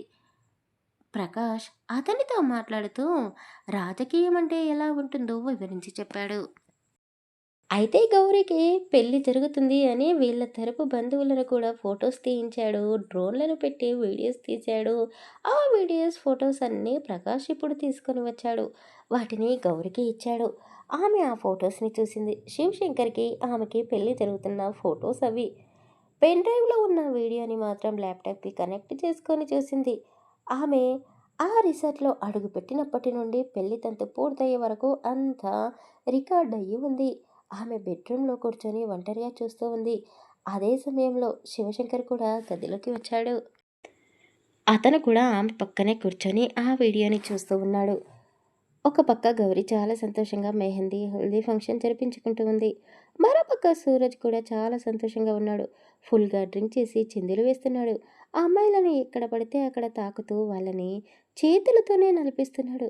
గౌరీతో కూడా డ్యాన్స్ చేశాడు. ఆమెని కూడా అందరిలాగే తాకాలని చూశాడు. కానీ గౌరీ అతన్ని దూరం పెట్టింది. నేను అలసిపోయాను, వెళ్ళి రెస్ట్ తీసుకుంటాను అని గౌరీ ఆమె గదిలోకి వెళ్ళిపోయింది. అదే సమయంలో శివశంకర్ ఆ ఫంక్షన్లోకి వచ్చాడు. కొంతమందితో కలిసి అతను మాట్లాడడానికి ప్రయత్నం చేశాడు. కానీ వాళ్ళు ఫుల్గా తాగేసి ఉండడంతో అతను కూడా వాళ్ళతో కలిసి తాగుతూ ఉన్నాడు. అతను తాగుతున్న సమయంలోనే సూరజ్ వాళ్ళ నాన్న నరేష్ ఇద్దరూ కలిసి అతను తాగే డ్రింక్లో ఏవో ట్యాబ్లెట్స్ వేశారు. అవి సెక్సువల్ ట్యాబ్లెట్స్. ఆ డ్రింక్ తాగగానే అతనికి మత్తు ఎక్కేసింది. ముందుగానే వాళ్ళు ప్లాన్ చేసి పెట్టుకున్నారు కాబట్టి ఒక అమ్మాయిని కూడా బుక్ చేసి పెట్టారు. ఆ అమ్మాయి ఉన్న రూమ్లోకి శివశంకర్ని పంపించాలి అనుకున్నారు. కానీ ఆ వెయిటర్ అతన్ని వదిలేసి పక్కకు వెళ్ళడంతో శివశంకర్ గౌరి గదిలోకి వచ్చాడు. ఆ మత్తులో అతను ఏం చేస్తున్నాడో తెలుసుకోలేకపోయాడు. ఓరిని, వీళ్ళు నా వెనకాల ఎంత డ్రామా వేశారు. వీళ్ళు చేసిన పని వల్ల నేను గౌరీ దృష్టిలో మనసు లేని మనిషిలా ఉండిపోయాను అని శివశంకర్ అనుకున్నాడు. అయ్యయ్యో! పాపం శివశంకర్‌ని బలవంతంగా ఈ పాపంలో ఇరికించారు వీళ్ళు. అతని తప్పేమీ లేదు. వాళ్ళు ఇచ్చిన డ్రగ్స్ వల్ల శివశంకర్ కంట్రోల్ తప్పాడు. నేను అతని జీవితంలోకి వచ్చినప్పటి నుండి శివ అసలు బయటికి వెళ్ళడం లేదు. ఏ అమ్మాయితో మాట్లాడడం లేదు. నేను అతన్ని మారమని చెప్పలేదు. కానీ నా కోసం అన్నీ వదిలేశాడు అని గౌరీ మనసులోనే అతన్ని చూస్తూ మురిసిపోతూ ఉంది. ఈ వీడియో ఆధారంగా సూరజ్ గడిని ఒక ఆట ఆడించొచ్చు అని గౌరీ అన్నది. మధ్యలో ఆగిపోయిన వీడియో మళ్ళీ ప్లే అవుతోంది. ఇద్దరు అమ్మాయిలతో కలిసి సూరజ్ ఒక గదిలోకి వెళ్ళడం చూశారు వాళ్ళు. వెళ్ళిన గదిలోకి ముందుగానే కెమెరాలు పెట్టి ఉన్నాయి. ఎందుకంటే ఆ గదిలోకి శివశంకర్‌ని పంపించాలి అనుకున్నారు. ఇప్పుడు ఆ గదిలో మొత్తం ముగ్గురు అమ్మాయిలు ఉన్నారు. శివశంకర్ కోసం బుక్ చేసిన అమ్మాయి, సూరజ్ అతనితో పాటు తీసుకొని వెళ్ళిన ఇద్దరు అమ్మాయిలు. మొత్తం కలిసి ముగ్గురు. వాళ్ళతో అతను ఫుల్‌గా ఎంజాయ్ చేస్తూ ఉన్నాడు. అదంతా చూస్తూ శివశంకర్ కూడా నోరెళ్ళ పెట్టాడు. వామ్మో! వీడు నాకంటే పెద్ద రసికుడే అని అన్నాడు. గౌరీకి కోపం వచ్చింది. వెంటనే ఆ వీడియోని ఆఫ్ చేసింది. నీకు అసలు బుద్ధుందా? ఇలాంటి చెత్త వీడియోస్‌ని ఎవరైనా చూస్తారా? అని అడిగింది. ఏయ్! తప్పేముంది? కొన్ని కొన్ని చూసి నేర్చుకోవాలి అని అన్నాడు అతను. ఆమెకు కోపం వచ్చింది. అంటే వాళ్ళ ముగ్గురు అమ్మాయిలతో ఎంజాయ్ చేయాలనుకుంటున్నావా? నీకు నేను సరిపోలేదా? అని అడిగింది. ఆమె అన్న మాటలకి అతనికి నవ్వొచ్చింది. ఆమెని దగ్గరికి తీసుకొని బుగ్గపై ముద్దు పెట్టాడు. ఇంతకుముందు ఉన్న శివశంకర్ వేరు, ఇప్పుడు ఉన్న శివశంకర్ వేరు. నేను ఎవరితోనూ పోల్చుకోలేను. నీకు నువ్వే సాటి. ఇంతటి అందమైన భార్య పక్కన ఉండగా మరో ఆడదాని వైపు నా నీడ కూడా వెళ్ళదే అని అన్నాడు. అతను అన్న మాటలకి ఆమె ఎంతగానో సంతోషపడిపోయింది. ఇద్దరికీ ఒకరంటే ఒకరికి ఇష్టం, ప్రేమ ఉన్నాయి. కానీ బయటికి చెప్పుకోవడం లేదు. ఆ వీడియోని తీసుకొని ఇద్దరూ కలిసి సూరజ్ దగ్గరికి వెళ్ళారు. నా భర్త గురించి మీటింగ్లో నువ్వు ఏదో చెప్తాను అన్నావు. ఏం చెప్తావు? పోనీ నీ గురించి మేము చెప్పమా అంటూ గౌరీ వీడియోలో చూసిన దృశ్యాలన్నీ మొత్తం పిన్ టు పిన్ చెప్పడంతో సూరజ్‌కి వాళ్ళ తండ్రి నరేష్‌కి చెమటలు పూసుకు వచ్చాయి. వాళ్ళిద్దరూ ఆ వీడియోని, ఫోటోస్‌ని ఇవ్వమని ఎంతగానో బ్రతిమాలారు. కానీ వాళ్ళు ఇవ్వలేదు. వాళ్ళ దగ్గర ఉన్న రౌడీలతో శివశంకర్‌ని బెదిరించాలనుకున్నారు. కానీ అతని బల్ల ముందు ఆ రౌడీలు ఎక్కువసేపు ఉండలేకపోయారు. పారిపోయారు. ఎలక్షన్స్ డే రోజు శివశంకర్ చాలా టెన్షన్ పడుతూ ఉన్నాడు. గౌరీ మాత్రం చాలా నార్మల్‌గానే ఉంది. "టెన్షన్ పడకు, తప్పకుండా మనమే గెలుస్తాం చూడు" అని చెప్పింది. ఆమె చెప్పినట్టుగానే సూరజ్ కంటే ఎక్కువ మెజారిటీతో శివశంకర్ ఎలక్షన్లలో గెలిచాడు. ఆ ఊరికి ఇప్పుడు ప్రెసిడెంట్ అయ్యాడు. ఊరంతా తనకి జేజేలు కొట్టారు. గౌరీ వాళ్ళ అమ్మ, నాన్న, అమ్మమ్మతో కలిసి ఇంటికి వెళ్ళింది. శివశంకర్‌కి తొందరగా ఇంటికి వెళ్ళాలని ఉంది. కానీ ప్రజలని వదిలేసి వెళ్ళడం ఇప్పుడు అతనికి అంత సులువైన పనేమీ కాదు కదా! శివశంకర్ చేతిలో ఓడిపోయిన సూరజ్ అవమానం భరించలేకపోతున్నాడు. అతన్ని ఎలాగైనా దెబ్బతీయాలి అనుకున్నాడు. రౌడీలతో కొట్టించాలనుకున్నాడు. కానీ అలా చేస్తే శివశంకర్ ఊరుకోడు. సూరజ్‌కి సంబంధించిన రహస్యాలన్నీ ఇప్పుడు అతని గుప్పట్లే ఉన్నాయి కాబట్టి తోక మూసుకొని ఆ ఊరిని విడిచిపెట్టి సిటీకి మకాం మార్చేశాడు. ఇప్పుడు సూరజ్ చాలా బిజీగా ఉంటున్నాడు. వ్యవసాయం పని, రాజకీయం అతనికి నిమిషం కూడా తిరగలేదు. గౌరీ అతని వెనకాలే తిరుగుతూ కాస్తంత తిను అంటూ ఒక చిన్న పిల్లవాడికి తినిపిస్తున్నట్టుగా గోరు ముద్దలు పెట్టి మరీ తినిపిస్తుంది ఇప్పుడు. అతనిలో ఇప్పుడు చాలా మార్పు వచ్చింది. ఫారెన్‌లో ఉంటున్న వాళ్ళ బాబాయ్ కొడుకులకి, కూతుళ్ళకి, మేనత్త కొడుకులకి, కూతుళ్ళకి అతను ఎప్పుడూ డబ్బులు పంపించడం లేదు. వాళ్ళు అక్కడ చాలా ఇబ్బందులు పడుతున్నారు. ఇంట్లో ఉన్న వాళ్ళ మేనత్తలు, పిన్నులు, బాబాయిలు, మేనమామలు అందరూ శివశంకర్‌పై కోపాన్ని తెచ్చుకున్నారు. అతనికి, గౌరీకి, రాజమణి గారికి తెలియకుండా వాళ్ళు కొంత డబ్బుని, నగలని దోచుకున్నారు. ఇక్కడే ఉంటే ఎప్పటికైనా శివశంకర్ వాళ్ళ దొంగతనాన్ని కనిపెడతాడు అని భయపడిపోయారు. మేము మా పిల్లల దగ్గరికి వెళ్ళిపోతాము అని చెప్పగానే అతను వాళ్ళని పంపించడానికి అన్ని ఏర్పాట్లు చేశాడు. వాళ్ళు అతనికి తెలియకుండా దోచుకున్న డబ్బు, బంగారంతో పాటు మరికొంత డబ్బుని కూడా అతను సర్దాడు. పెద్ద మామయ్య, చిన్న మామయ్య, చిన్నత్తయ్య, పెద్దత్తయ్య మీరు మళ్ళీ నా ఇంటికి రాకండి. నానమ్మ చనిపోయినా కూడా మీకు నేను కబురు పంపను. ఇప్పటివరకు నా ఆస్తులను కాజేసింది చాలు.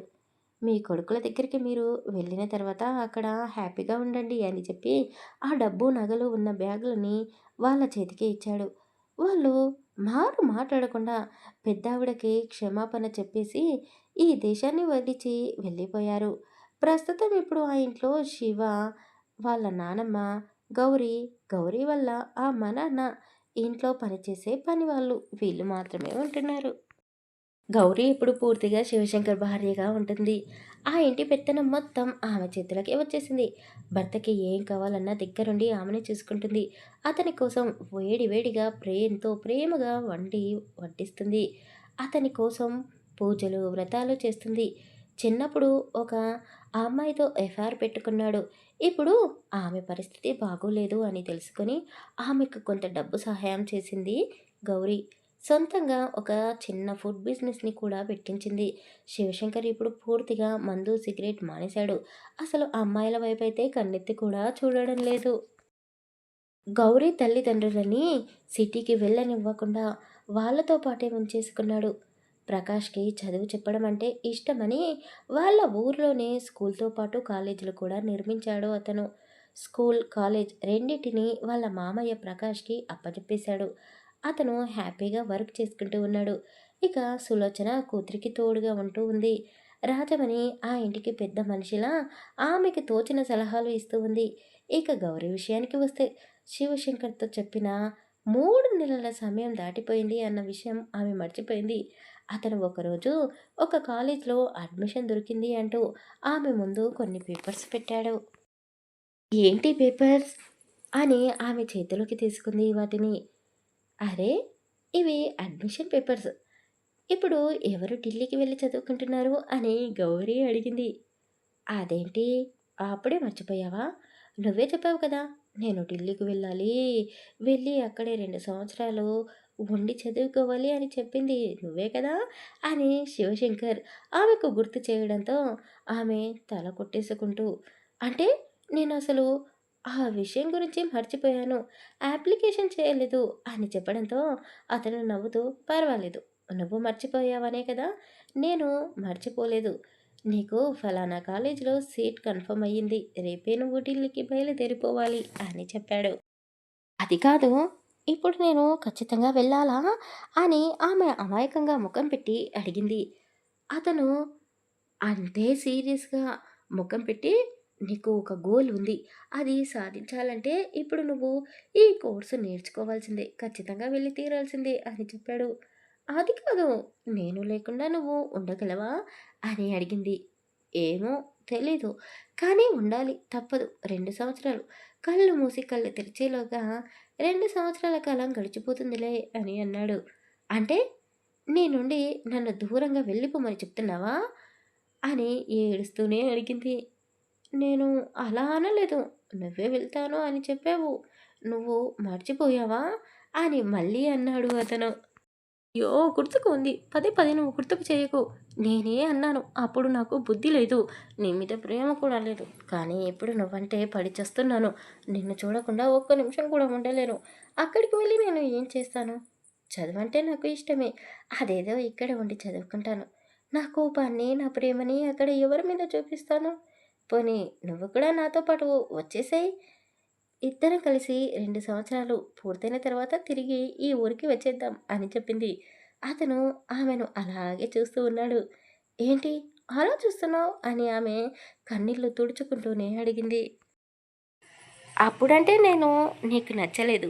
మరి ఇప్పుడు ఎంత నచ్చాను? అని అతను అడగగానే ఆమె సిగ్గుపడుతూ అతన్ని గట్టిగా కౌగిలించుకుంది. అతను కాస్త హైట్‌గా ఉంటాడు కాబట్టి ఆమె పాదాలని పైకి లేపింది. అయినా సరే అతని పెదాలు ఆమెకు అందడం లేదు. అతని కాళ్ళపై నిలబడి భర్త కళ్ళలోకి చూస్తూ, "నువ్వంటే నాకు ఎంత ఇష్టమో మాటల్లో చెప్పలేను" అంటూ అతని మీసాలని పంటితో లాగింది. కింది పెదవిని గట్టిగా కొరికి అతని నాలికని చప్పరించేసింది. గౌరిని పెళ్లి చేసుకున్న తర్వాత అతని ప్రాణం మొత్తం ఆమెనే. అసలు శివశంకర్ అంతలా భార్యను ప్రేమిస్తాడు అని అతను కూడా అనుకోలేదు. గౌరీ మనసులో అతనిపై ఉన్న ప్రేమని బయట పెట్టాలని, కావాలని అతను దొంగ సర్టిఫికెట్లు తెచ్చి ఆమెని రెచ్చగొట్టేలా చేశాడు. గౌరీ కూడా ఎప్పుడో అతని ప్రేమలో పూర్తిగా మునిగిపోయింది. ఆమెకు తెలీదు అది వాళ్ళ గొప్పతనమో, లేక పెళ్ళికి ఉన్న గొప్పతనమో తెలియదు కానీ, ఇద్దరూ ఇప్పుడు ఒకరిని విడిచిపెట్టి ఒకరు ఉండలేని స్థితికి వచ్చేశారు. ఆమె శ్వాస అతనికి ఊపిరిగా మారింది. అతనితో చాలా ఇష్టంగా ఆమె శరీరాన్ని, జీవితాన్ని పంచుకోవడానికి సిద్ధంగా ఉంది. ఒకప్పుడు అతన్ని చూస్తేనే ఏదో విషపురుగు చూసినట్టుగా అసహ్యించుకున్న గౌరి ఇప్పుడు అతని శరీరం మొత్తాన్ని పెదవులతో తడి చేస్తూ ఆమె మనసులోని ప్రేమని అతనికి తెలిసేలా చేస్తూ ఉంది. ముందు అంటే బలవంతంగా నీతో నేను క్లోజ్ అయ్యేవాడిని. నా ప్రేమ గురించి నీతో చెప్పాలనుకునేవాడిని. కానీ నాకు నీలా మాట్లాడడం చేత కాదు. అందుకే చేతల్లో నా ప్రేమను చూపించేవాడిని. ఇప్పుడు ఆ ప్రేమనే నీ మనసుని తాకింది. పూర్తిగా నువ్వు నాకు దక్కేలా చేసింది అంటూ ఆ రాత్రి ఇద్దరూ జోడు పాములా పెనవేసుకుపోయారు. వాళ్ళ మధ్య చిగురించిన ఆ ప్రేమను చూసి ఇంట్లో వాళ్ళు కూడా చాలా ఆనందంగా ఉన్నారు. గౌరీ కోరుకున్నట్టుగానే 2 సంవత్సరాలు కష్టపడి ఆమె అనుకున్న కోర్స్‌ని కంప్లీట్ చేసింది. శివశంకర్ కూడా మధ్యలో ఆపేసిన 10థ్, ఇంటర్ కంప్లీట్ చేశాడు. అతన్ని ఇంకా చదువుకోమని గౌరీ ఫోర్స్ చేస్తూ ఉంది. అతను ఆమె కాళ్ళు పట్టేసుకున్నాడు. ఇక నా వల్ల కాదే తల్లి. రేపు మనకు పుట్టబోయే పిల్లలు అమ్మ నీకంటే ఎక్కువ చదువుకుంది. నువ్వేంటి కనీసం ఇంటర్ కూడా చదవలేదు అని నన్ను ప్రశ్నిస్తారు అని భయపడిపోయాను. ఇక్కడి వరకు చదివిన చదువు చాలు. ఇక నన్ను వదిలేసేయ్ అని అన్నాడు. శివశంకర్ రాజకీయ పరంగా చాలా ఎదిగిపోయాడు. గౌరీ వాళ్ళ నాన్న ప్రకాష్‌తో కలిసి ఒక స్కూల్, ఒక కాలేజ్‌గా ఉన్న వ్యవస్థని బ్రాంచ్‌లుగా మార్చేశారు. ఎంతోమంది పేద పిల్లలకి ఫ్రీగా చదువు నేర్పిస్తున్నాడు. ఇప్పుడు శివశంకర్ కొత్తగా హాస్పిటల్ కూడా నిర్మిస్తున్నాడు. అవసరమైన వాళ్ళకి, పేదవాళ్ళకి మాత్రమే తక్కువ ఖర్చుతో వైద్యాన్ని అందిస్తున్నారు. అనాథలుగా ఉన్న వాళ్ళకి ఫ్రీగా వైద్యాన్ని ఇస్తున్నారు. గౌరీ శివశంకర్ ఇప్పుడు అందరికీ ఆదర్శంగా నిలిచారు. వాళ్ళ ఆనందానికి కలలకు ప్రతిరూపంగా ఒక బాబు పాప పుట్టారు. సులోచన రాజమణి గారు ఆ పిల్లల బాధ్యతని తీసుకున్నారు. శివశంకర్ గౌరీ చాలా సంతోషంగా సరదాల మధ్య వీళ్ళ జీవితం సాగిపోతూ ఉంది. ప్రతిరోజు రాత్రి పున్నమి రాత్రిలా గడిపిస్తున్నారు ఈ జంట. ఎప్పటికీ వీళ్ళు ఇలాగే ఉండాలి అని కోరుకుంటూ ఈ కథని ఇంతటితో ముగించేస్తున్నాను. Thank you for listening.